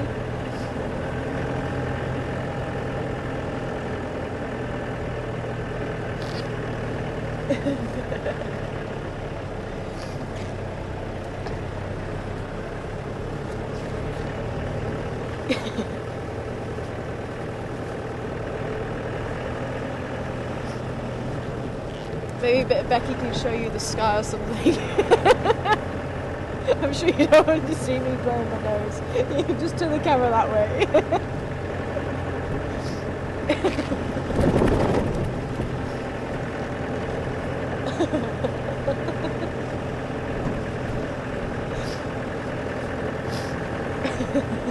Okay, we're good.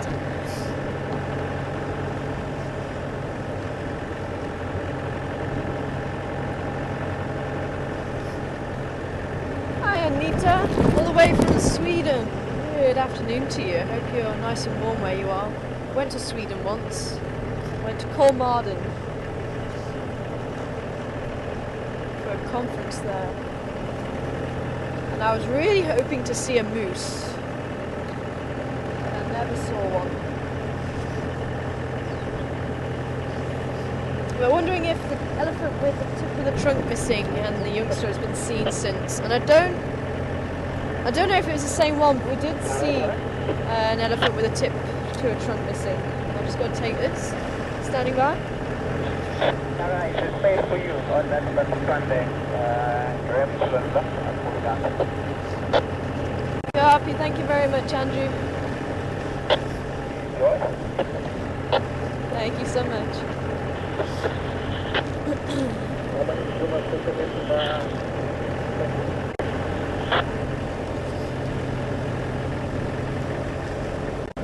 So I will keep my ear to the ground about the Styx male.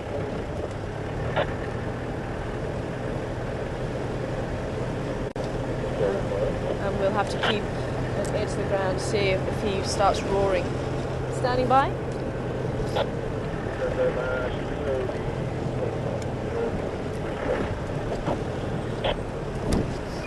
Keep copy. I'm just on Voyatella access now. I should be with you in a couple of minutes.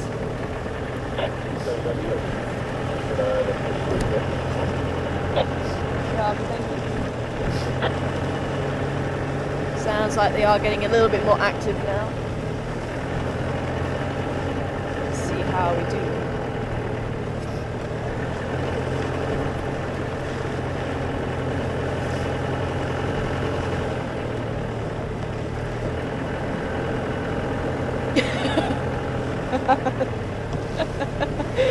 Thanks, Dawn.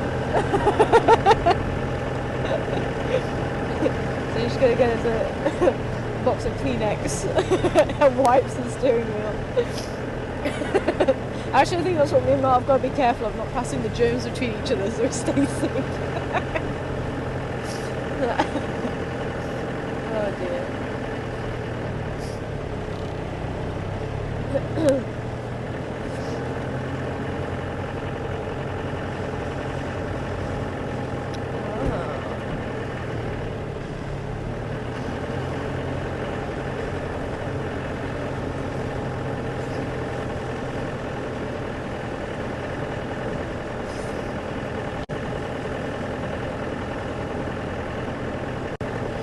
Hi, Kathy.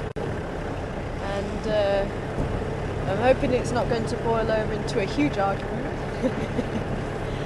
But it is a very, very difficult one, and it's one that I don't think people ever agree on. But, Kathy saying that herself and her husband are having an argument, and if Karula doesn't come back for the cubs, what should be done? Saying no, leave the cubs and let nature take its course, basically. Kathy's saying we should take them and rehabilitate them and release them into the wild. And as I say, it's such a difficult one. And as I say, I don't think we're at that stage yet. Anyway, I'm really not concerned that Karula hasn't been back yet. And as I say, we're literally just seeing this snapshot. Who knows? I mean, we haven't seen her for sometimes a number of weeks, so it could be that she's just been doing this the same length of time, maybe longer, that she hasn't come back for them. But unfortunately, Kathy, your husband is right. We do need to leave them and let nature take its course. And there's nothing to say at this stage that they shouldn't be able to fend for themselves. I mean, they are a little bit small, and that's one of the reasons why they still need the mother's protection. They still need the mother to catch large prey. But leopards are very opportunistic cats. They're able to eat anything from insects, and when they're older, right through to impala and even bigger game. So there's nothing to say that they can't hunt now, and they probably can. They probably can catch small things, and that's possibly what they're supplementing themselves with at the moment. They're just a little bit small to be catching big prey.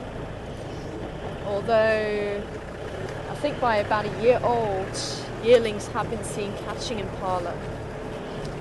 So it can be possible. Apparently.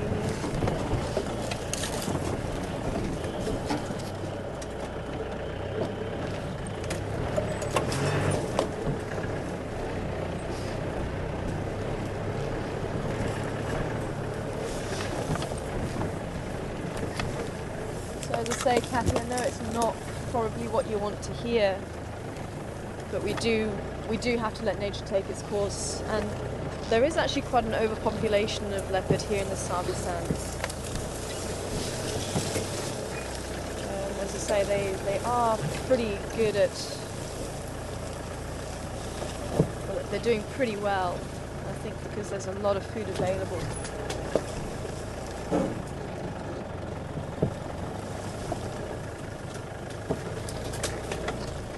It is always a difficult one, believe me.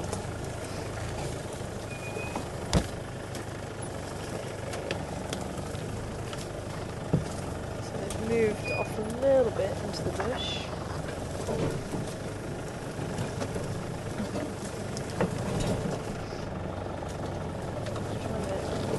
Visual of them at the moment. If I go around that way, will I be able to see them? Let's see if we can.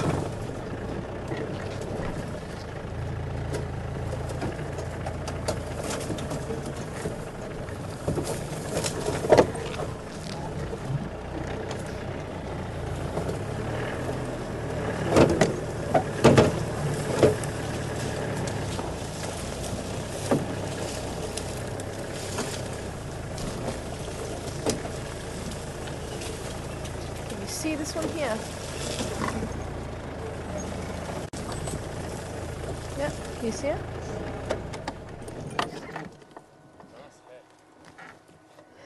Can you see me?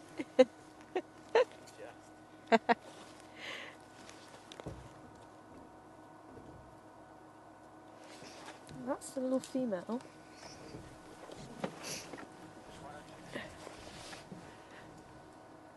Can you see the other one? Yeah, just in the back. Oh, it's further back. Okay. The little male's a bit further back. I wonder if he moved as we came in.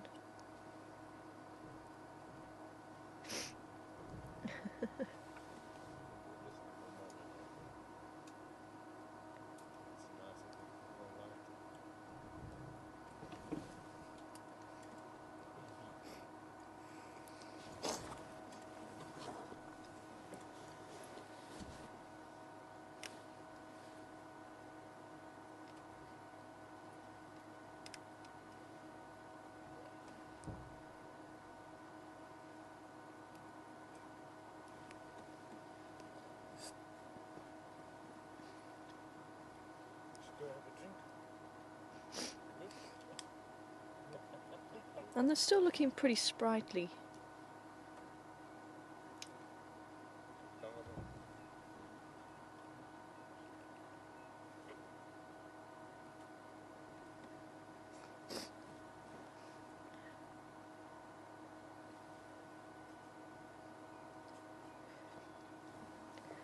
Hi again, Sarah. I'm wanting to know, what do the sounds of a leopard sound like? And they don't quite roar like a lion, but it's almost like a cough or a sawing sound. Kind of like a...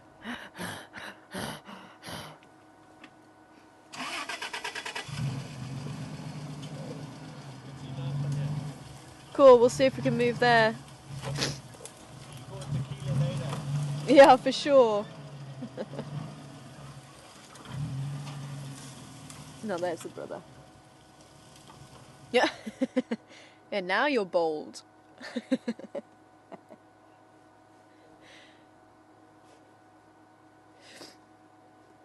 to see where the vehicle's going.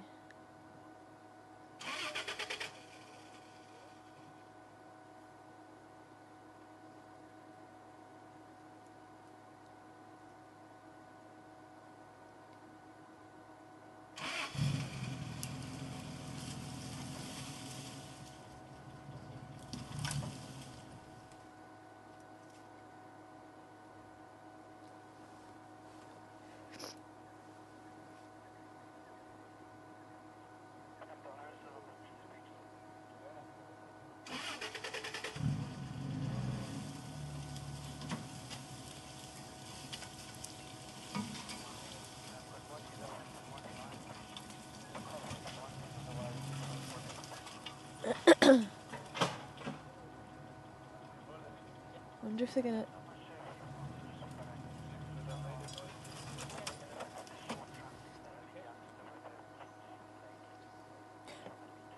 Oh yes. Sorry, Anita. I was halfway answering your question, wasn't I?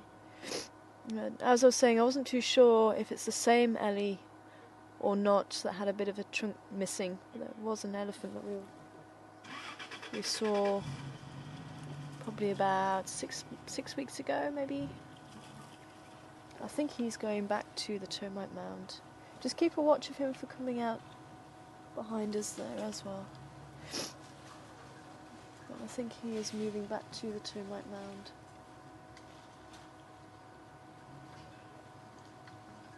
Are you going to follow as well, lady? 1 hour left to drive.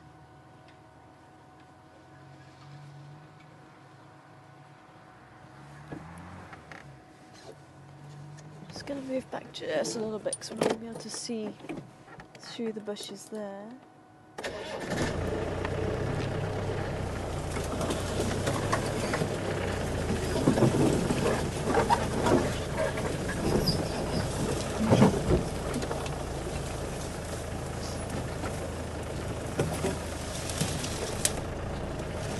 I see a tail.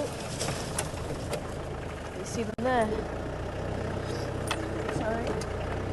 Yeah. You see them there now?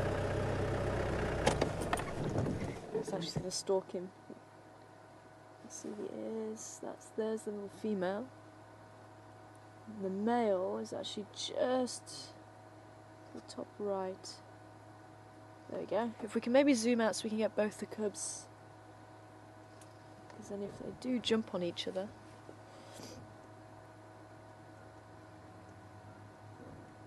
There we go. Be nice to see.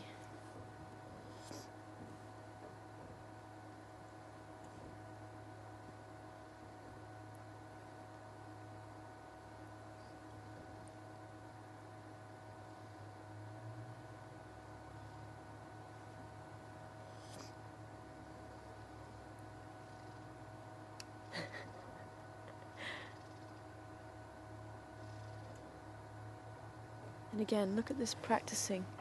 Keeping her body low to the ground and ears flat.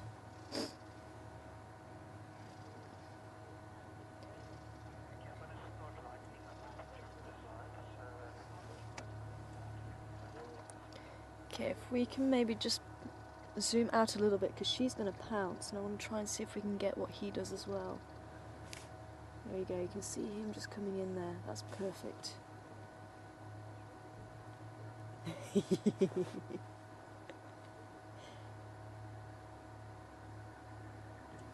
So, just keeping close to the ground, keeping her ears flat.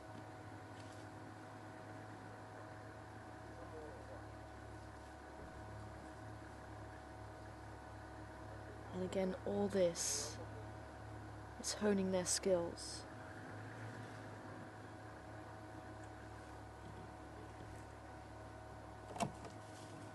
Yeah.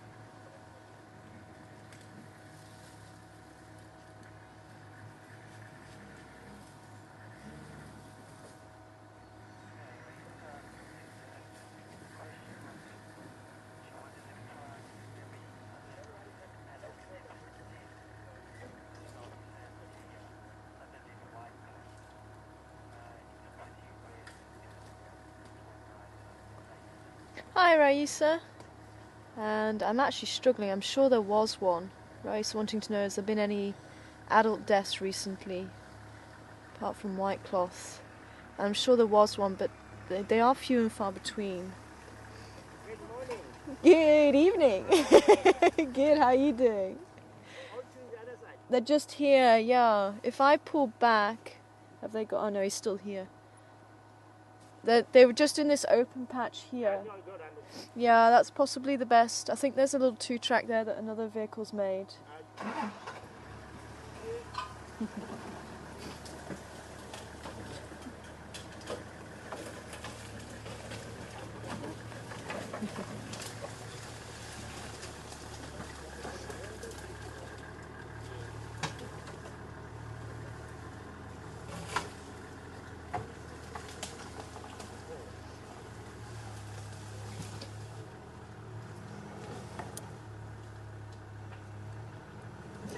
I'm just going to pull back a little bit. Ephraim, I'll pull back this side. I'm just going to pull back this side for you. Oh, he's going to keep going.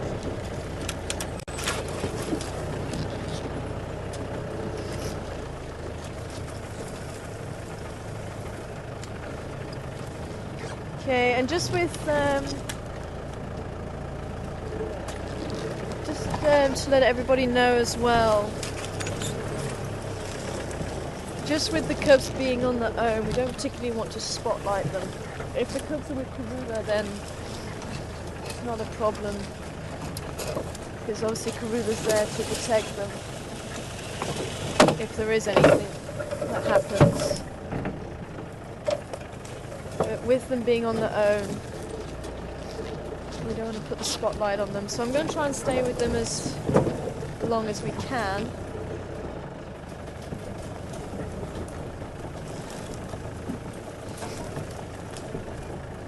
Don't know. They did run off here. Others have gone back too. Sorry? I'm hoping it's not. Oh yeah, there's one bolt that fell off.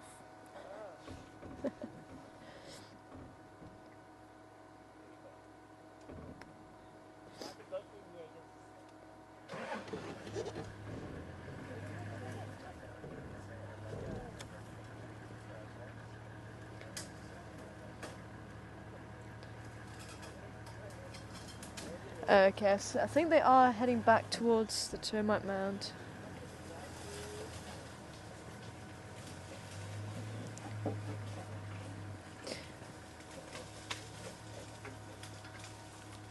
I'm just going to pull back a little bit. If I'm heading off that side.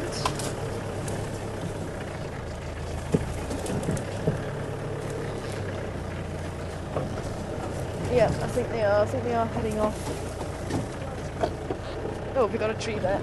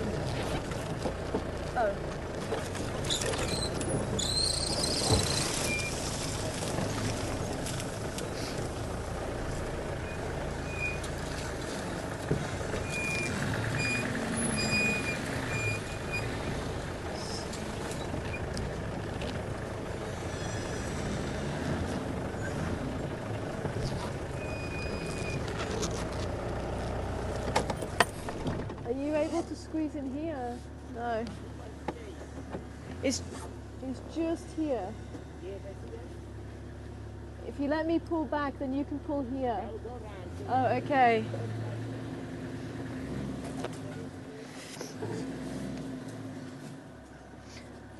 We'll stay here then.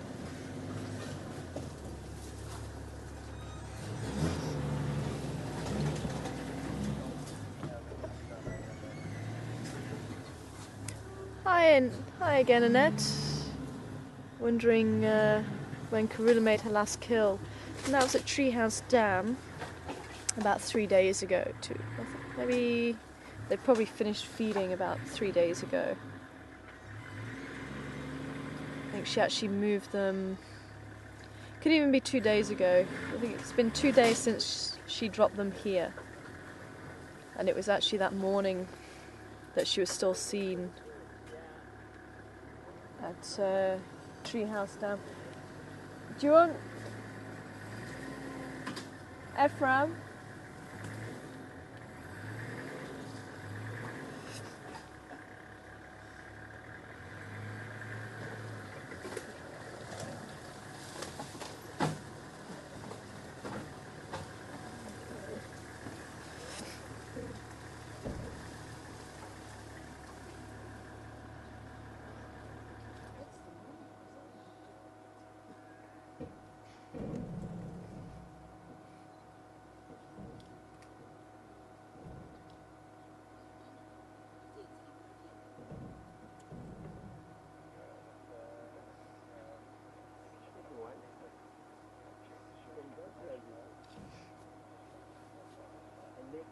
Tomorrow we come, we can see that they will be up.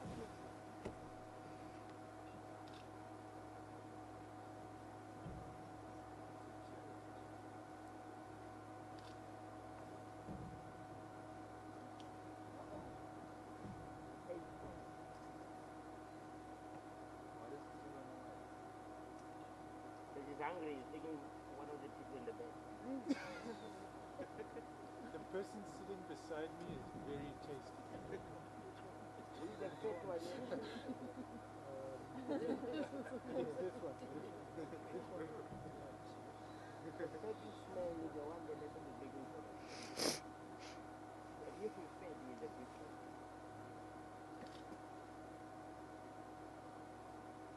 Is it just one? The tree is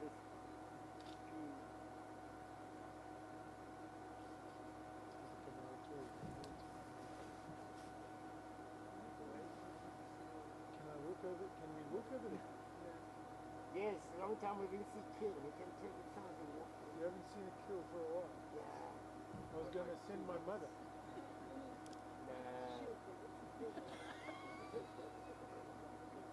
Better to meet the young one. And actually, if you looked at the bellies were not thin.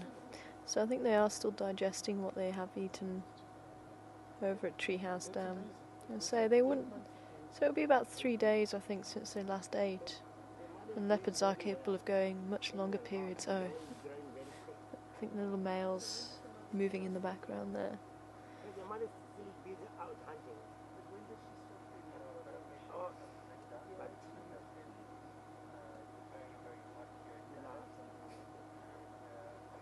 they have to move so the mother goes out.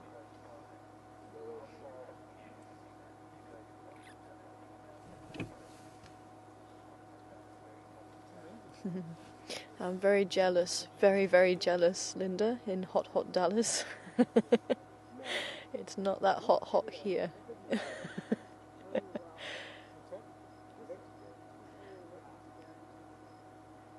But wondering how far Misha and Indun will have to travel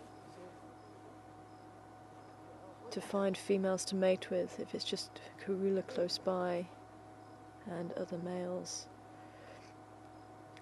They will probably have to travel.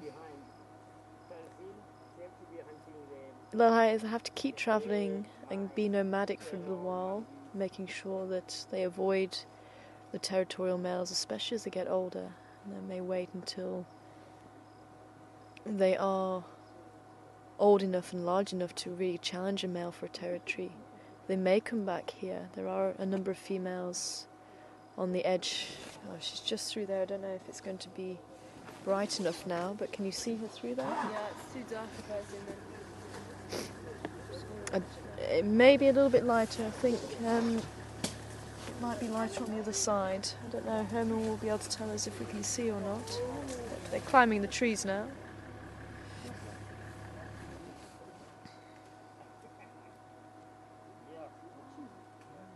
You see them right at the top of the tree. One of them at least.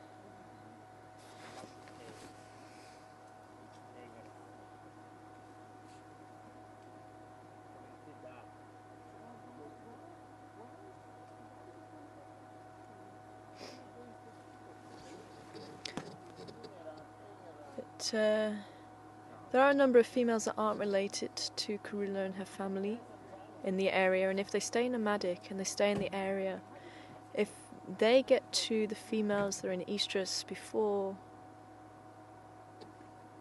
the territorial males, then there is a chance for them to mate.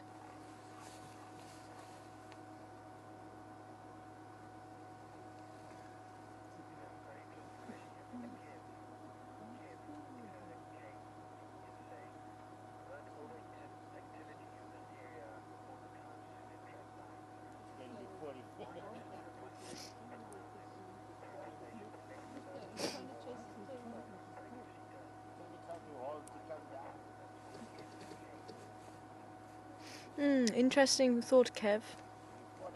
I'm worried about hyenas being attracted to the cubs, and why doesn't one vehicle keep a check on them? And that's one of the reasons why we only have 2 vehicles. We don't have more than 2 vehicles with the cubs at the moment, and especially with them being on their own. And as I say, I think we're going to be pulling out very shortly, because it is getting quite dark now, and that's one of the reasons why I said earlier about the lighting. But hyenas, we usually have a limit of 3 vehicles, so it could be that we're with lions, it could be that we're with something else, it could be with elephants or rhinos, so it won't really make a difference in that regard. And as I say, that the cubs are very capable climbers. They are able to climb the trees you saw, and they're able to stay up in those trees for quite a few hours if they need be. But it is pretty dark now. I think we are going to leave them. It's been great to see them. I was hoping that Karula may have made an appearance, but again, you don't need to worry. This is part of their life.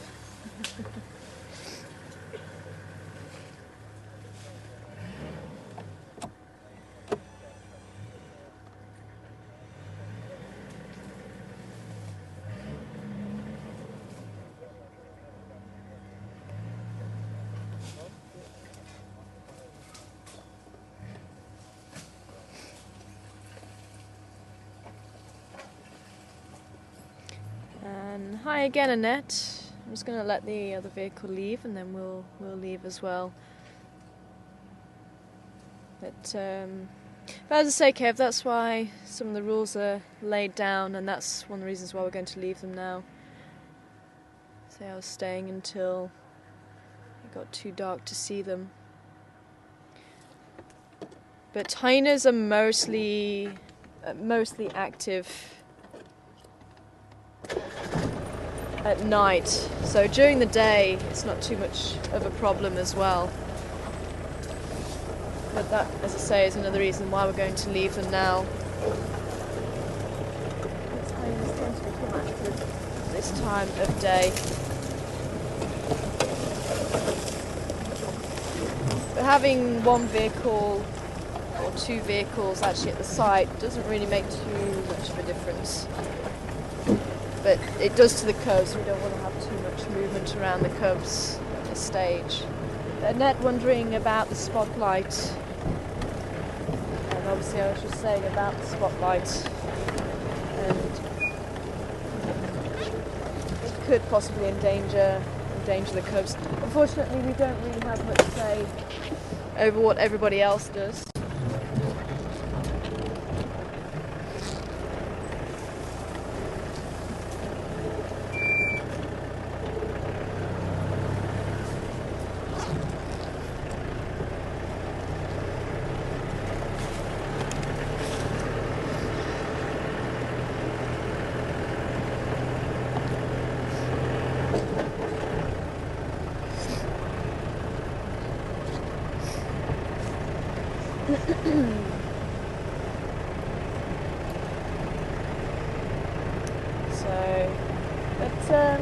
But as I say, I mean, in the same place, a couple of days, again, it's not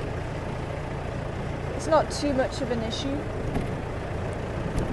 Kev just coming back with it being in the same place.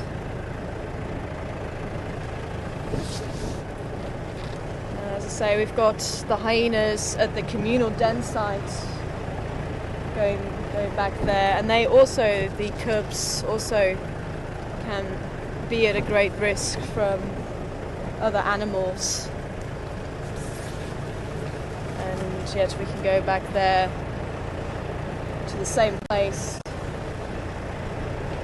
We can keep going back over a number of weeks. The communal den site for the hyenas, they were probably there for a good 4 or 5 months at the same den site. And remember, this is quite a large area and there's vehicles driving around all the time. So the hyenas here haven't really learned about where vehicles, if there's vehicles there, then there's lions. Now down in the south, they do have to be very careful, and they're not allowed to spotlight leopard in the south at all. They're not allowed to put a spotlight, because the lions have actually learned when they don't hear a vehicle, if they know there's a vehicle in the area and there's a spotlight, those lions have actually learned that either there's someone feeding or something going on. Whereas up here we haven't had any of those problems. But certainly, Kev, it's always something to keep in the back of the mind, and say that's why we've now pulled out, and that's why I was only going to stay as long as we could see, with enhancing on the camera and enhancing as much as possible. And that's why you won't see us putting spotlights on when we say we're not going to put them on. And we'll only put a spotlight on the animal if we feel it's not going to hinder their life or sway anything. And I know it gets quite frustrating for some viewers when we don't have any spotlights on and there's an animal hunting. At the end of the day, it's you can't sway the hunt either way. You can't sway it with the spotlight on the prey. You can't sway it with the spotlight on the predator. And as frustrating as what it can be sometimes, you've got to sit with the spotlights and all the lights on the vehicle off. But then there are occasions where you can put the spotlight on the animals. But again, always a difficult one.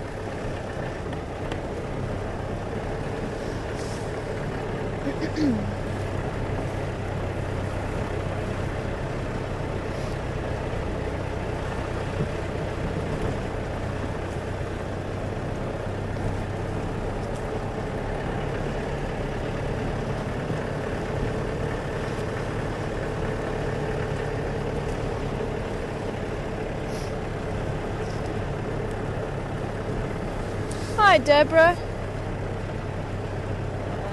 good evening to you. Wondering if lions ever come close to camp and where our closest shops are. Two very different questions there.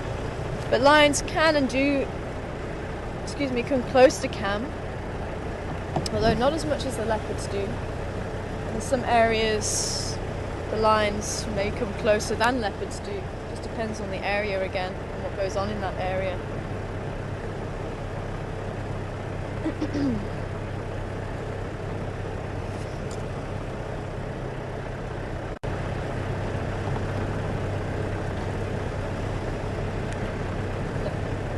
And I forgot about that actually. It was just reminding me there was the Styx Pride that were just outside my room, and I was on leave I think for that. They were literally just outside my room. I've had Karula mating with Yambili Yordan outside my room as well.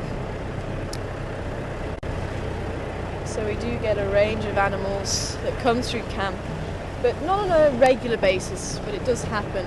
Enough to remind you if you've got into that pattern. I was actually visited by Karula the other morning. She actually started walking right right up to the garage where we were sorting out the vehicle, and I literally just turned around and heard a rustle. And turned around and she stood there just a few meters from me. But it was in that dusk, that dawn. I had to look twice. I went, "Oh, leopard!" And she went, "Oh, human!" Luckily she ran off into the bush. So, quite a funny one. And I say you kind of do forget sometimes that you are still in the bush and you are still in their environment.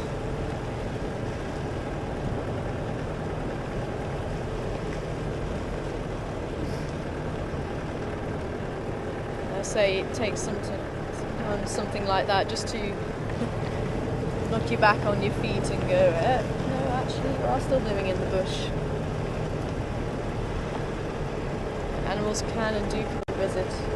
Our closest shopping area is Hoedspruit or Acornhoek. Both are about the same distance away. But for big shopping it's probably about 3 hours at Nelspruit. You do have to travel quite far. Closest cinema is about 3 hours. So if anybody was watching Fireside Chat last night, you know I'm still very bitter about that. We travelled 3 hours to go to the cinema and we couldn't watch the end of our film, so we had a power cut. It was a whole day out. Still don't know how it ended. So I'm hoping, but by driving along here, I'm hoping that maybe we'll bump into Karula. Or maybe even a honey badger.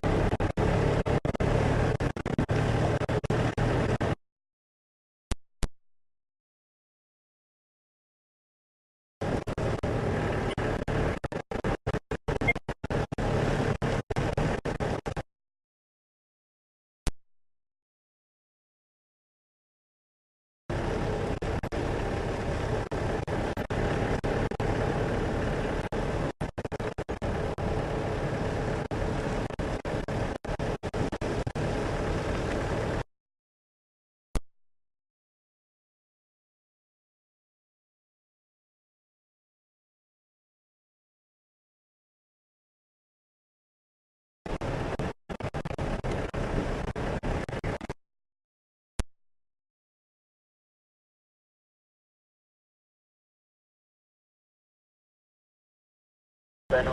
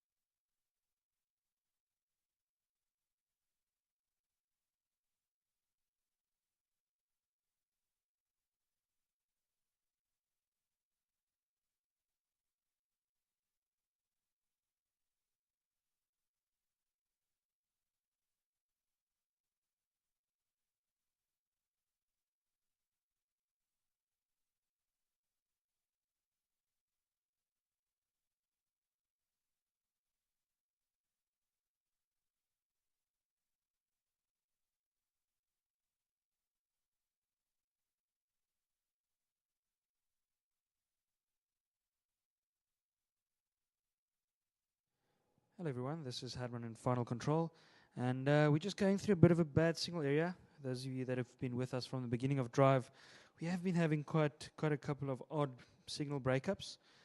We're not quite sure what the reason is for it, but Tara is moving closer to camp again, and hopefully we'll be cutting back to the Gunda shortly for the last half an hour of our afternoon safari. So please stay tuned.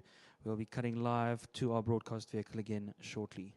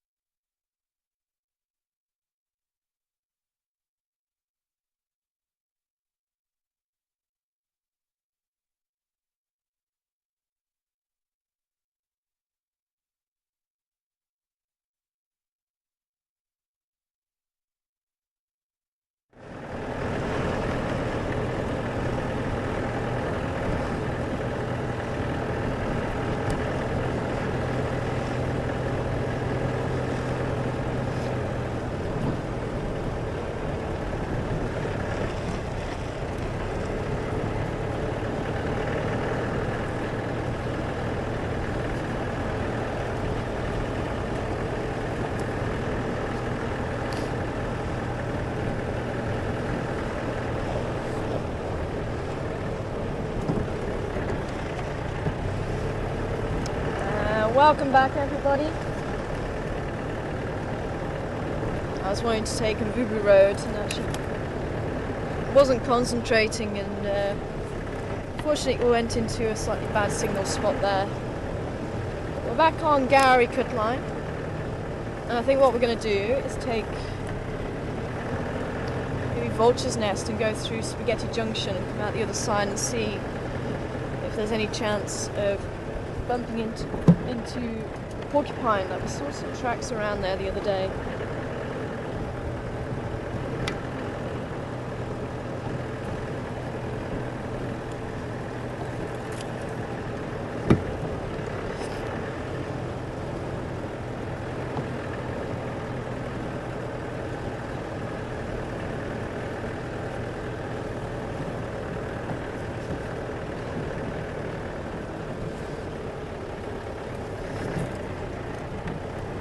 Hi, Debbie.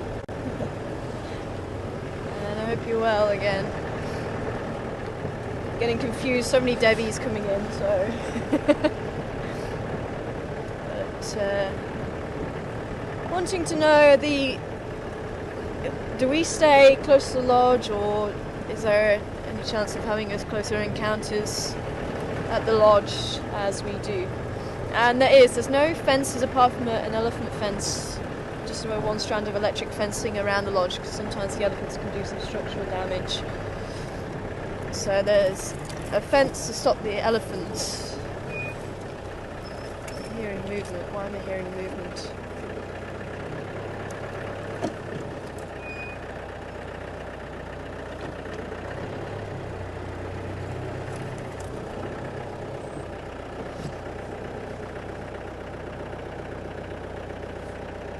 Nope, no movement.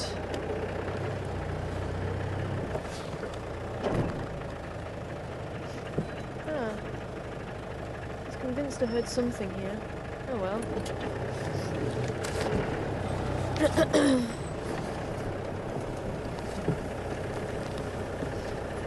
Hello!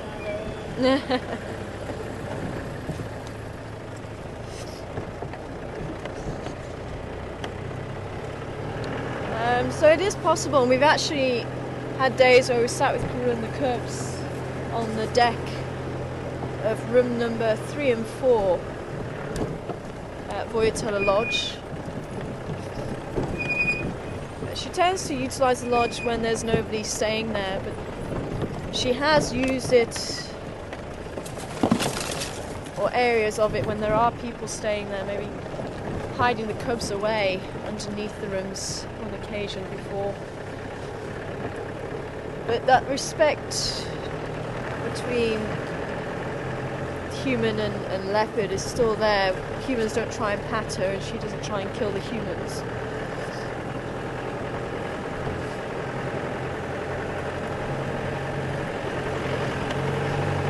I guess usually given a safety briefing, walked by, beating off by yourself, and you're usually given this briefing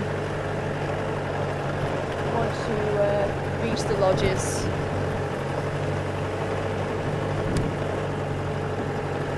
But it's when people don't listen to the rules, that's when the problem occurs. But if people listen to the rules, then you don't hear of incidences between human and animals, and it's something very, very special to have that possibility of a leopard walking in the drainage line, or an elephant, or even the hippos out on land opposite you. I mean, it really is a very special moment and a very special thing to share.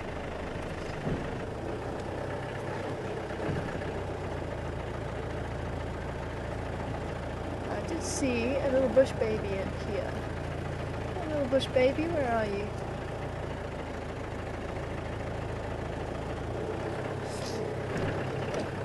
I saw you.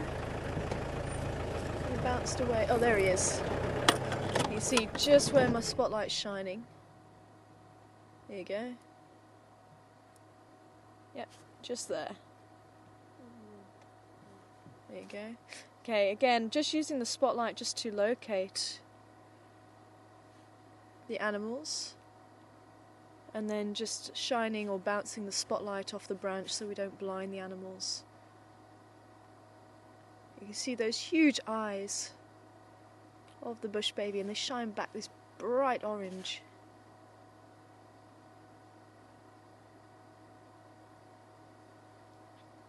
It's obviously nice and warm there.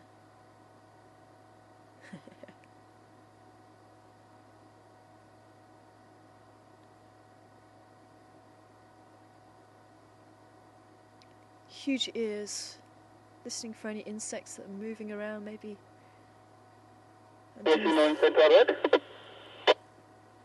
underneath the bark of the tree. Just past Giraffe Dip. Okay, copy, thanks. Yeah, I just wanted to check if you see something. Just a Mahimbi. Okay, copy, thank you.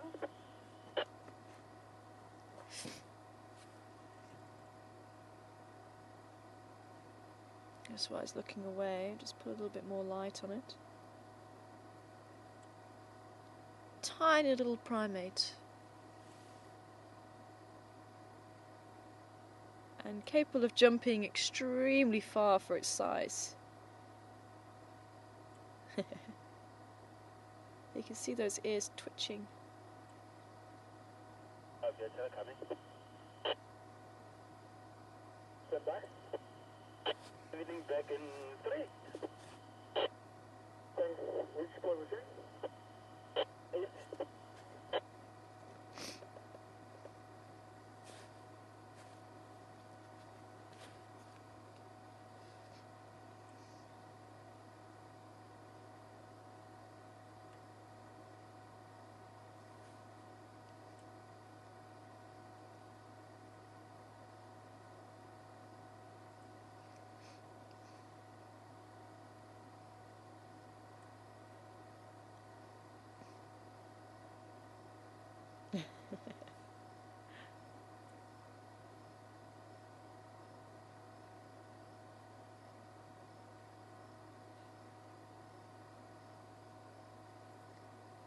Especially this time of year, they'll supplement the diet. They'll have seeds as well as fruit during the fruiting season. But also a lot of gum.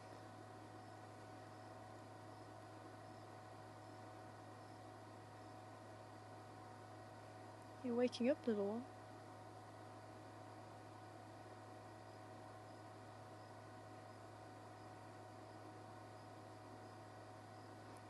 And you may find them alone or in pairs, or maybe even a small family. Highly territorial.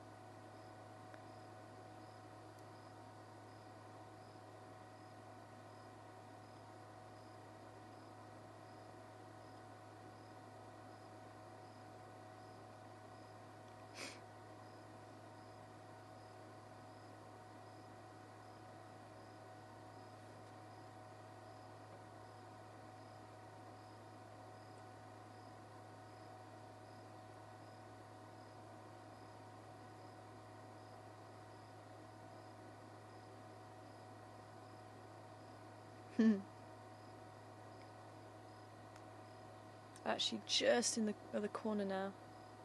There he is.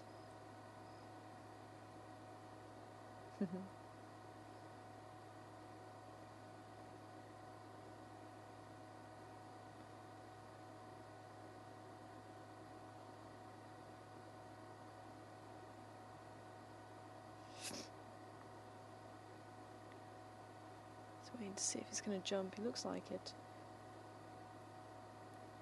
And that's one of the reasons why I didn't jump too far. That's one of the reasons why they have the eyes facing forward, just like a carnivore, and just like humans. Forward-facing eyes helps you to judge distance.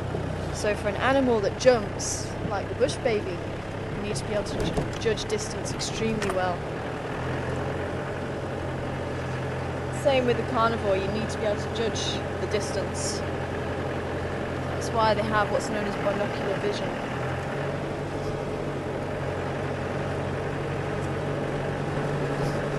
And the eyes, very large, are trying to gather as much light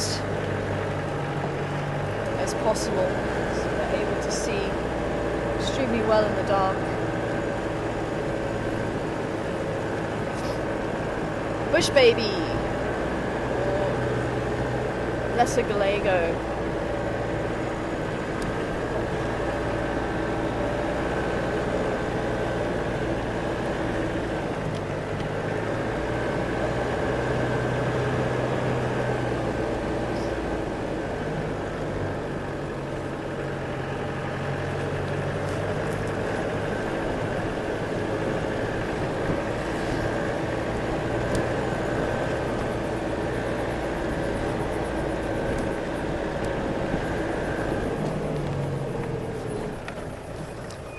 Turned on to Vulture's Nest.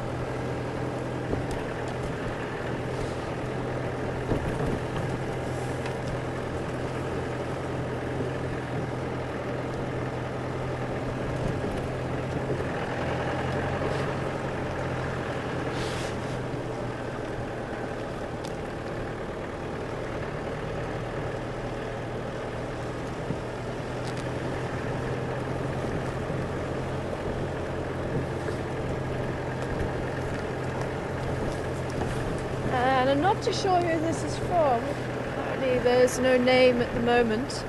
Maybe you want to remain nameless. But good afternoon to you, and unfortunately you've just heard about Whitecloth passing away. And it did happen a little while ago now, actually. Probably a good 8 or 9 months ago. And she was actually protecting her son from a big male, and I'm actually not too sure how to pronounce his name. There's a male that we don't really see here. But apparently it sounded like he was actually trying to kill her son, and she fought and unfortunately paid with her life. And her son got away, and apparently the son was seen a little while ago. I haven't heard any change. I haven't heard that he's been found dead or suspected that he's died. I think people have been seeing him. He's very skittish. He doesn't tend to stick around if you see him. But apparently the guys used to see him around Arethusa, I think, over in the west. And it's possible he might even come over here, we just don't see him. And he was probably just around, what would it have been? I think it was around 1.5 years old when she did die. Because I think some people were a bit concerned, was he going to be able to survive or not? And I think Karula was still hunting for the boys at that stage. But he is still going. She was one of the longest lived leopards in this area. I think she reached about 18 years, if I remember rightly.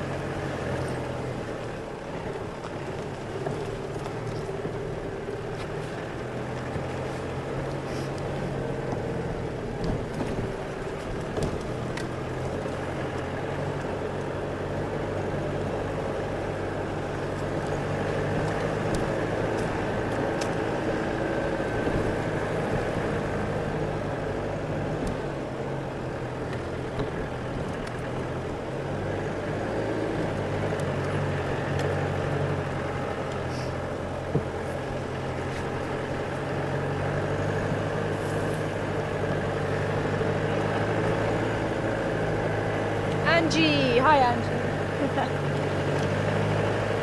Question was from Angie.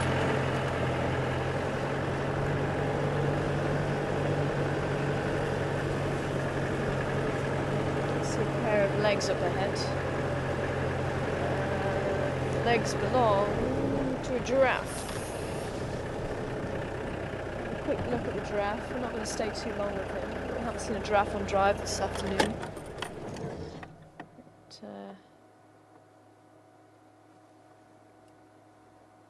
Go.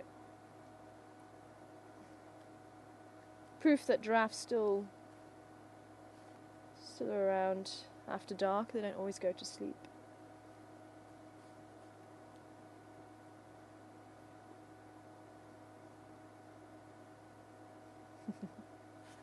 I'm not going to stay with them too long. Again, usually diurnal animals we try and avoid putting the spotlight on them. Especially prey species like impala. We don't want to blind them, we don't want to shine them up to predators.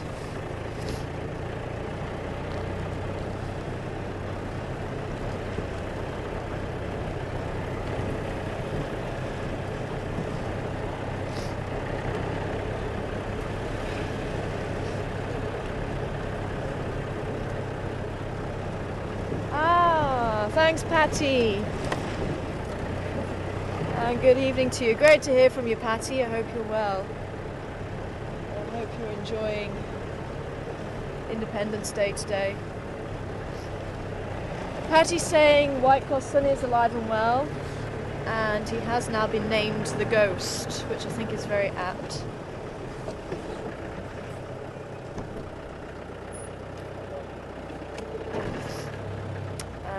Richard asking who is White Cloth. She was one of the female. Oh, Shirley. Sorry, Shirley.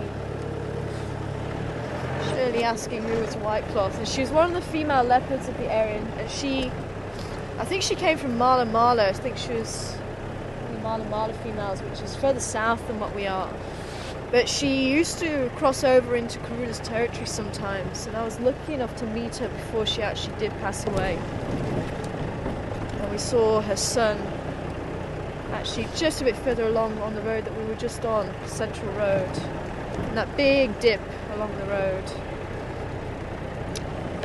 But what was the Shangaan name for the ghost? Just popped out of my head. Spoko, something like that. Spoko.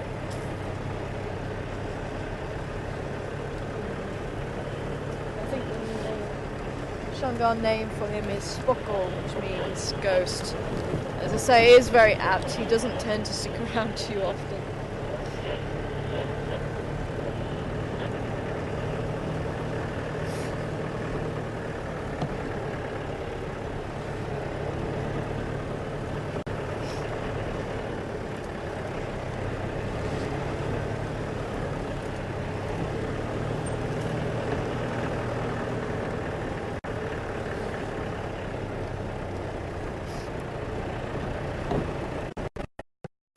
Thanks for that information, Patty.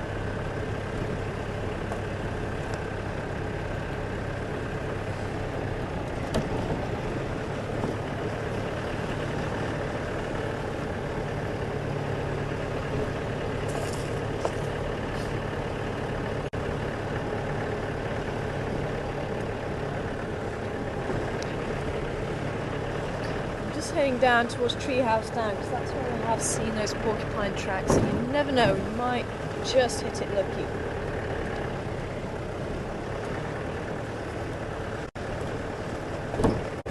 There's a slither of moon just poking through the clouds. I can't really see the sun at all today.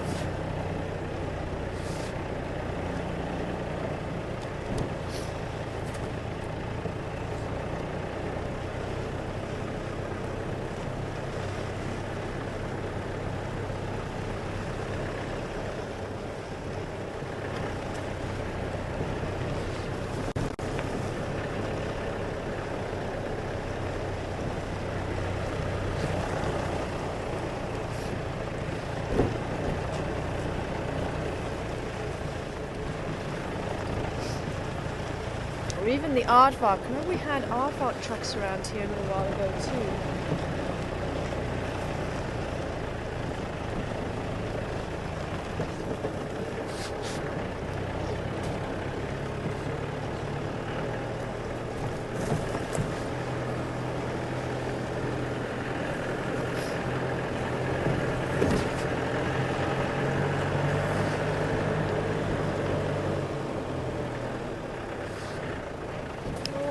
I see an elephant rump. Looks like the elephants are around here. If you can maybe just swing the camera, but we're not going to stop because elephants are not a great lover of spotlights. They seem to be quite relaxed though. We're not going to stay with them. Just see where the rest of the herd are.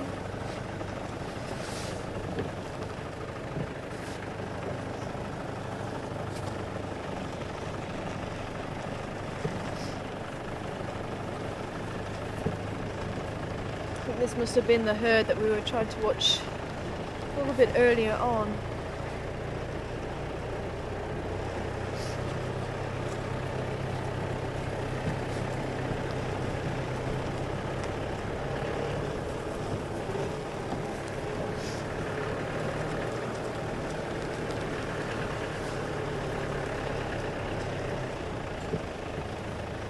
The rest must have been down the drainage line.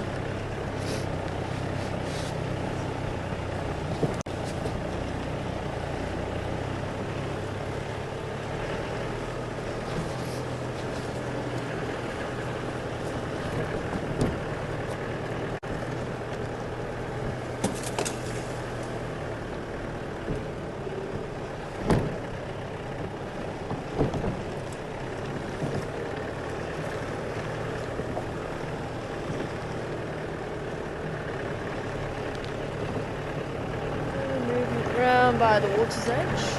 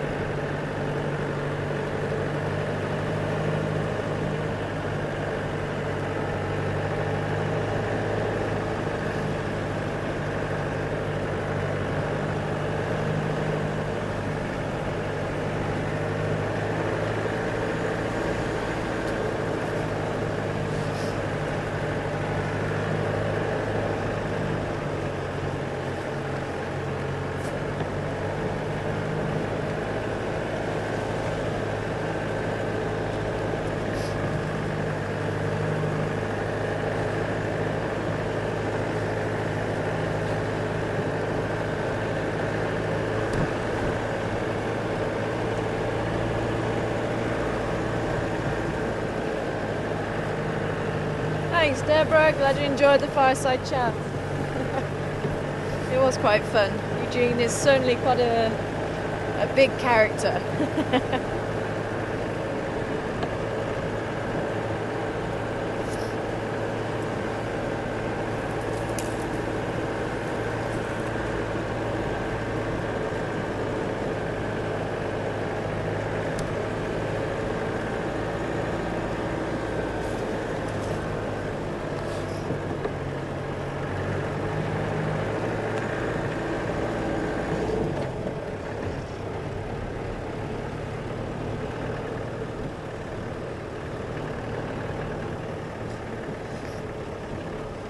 Well, unfortunately, I think time has come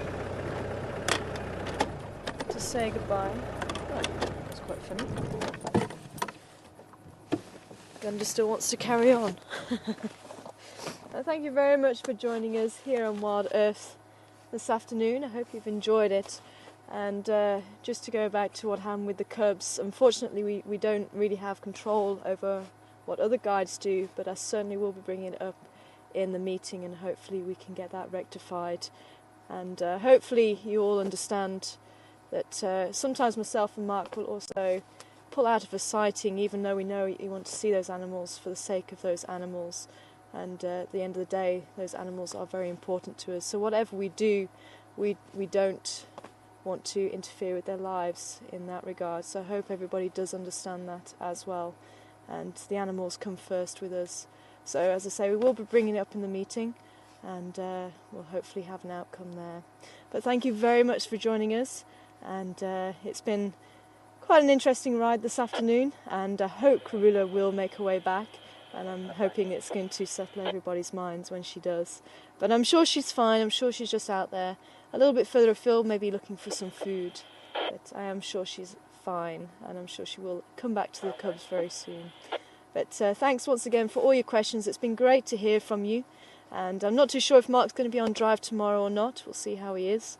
But otherwise, from myself and the rest of the crew, take care wherever you are in the world. Enjoy the rest of Independence Day, and we'll see you again here on Wild Earth. Take care, everybody. Bye for now.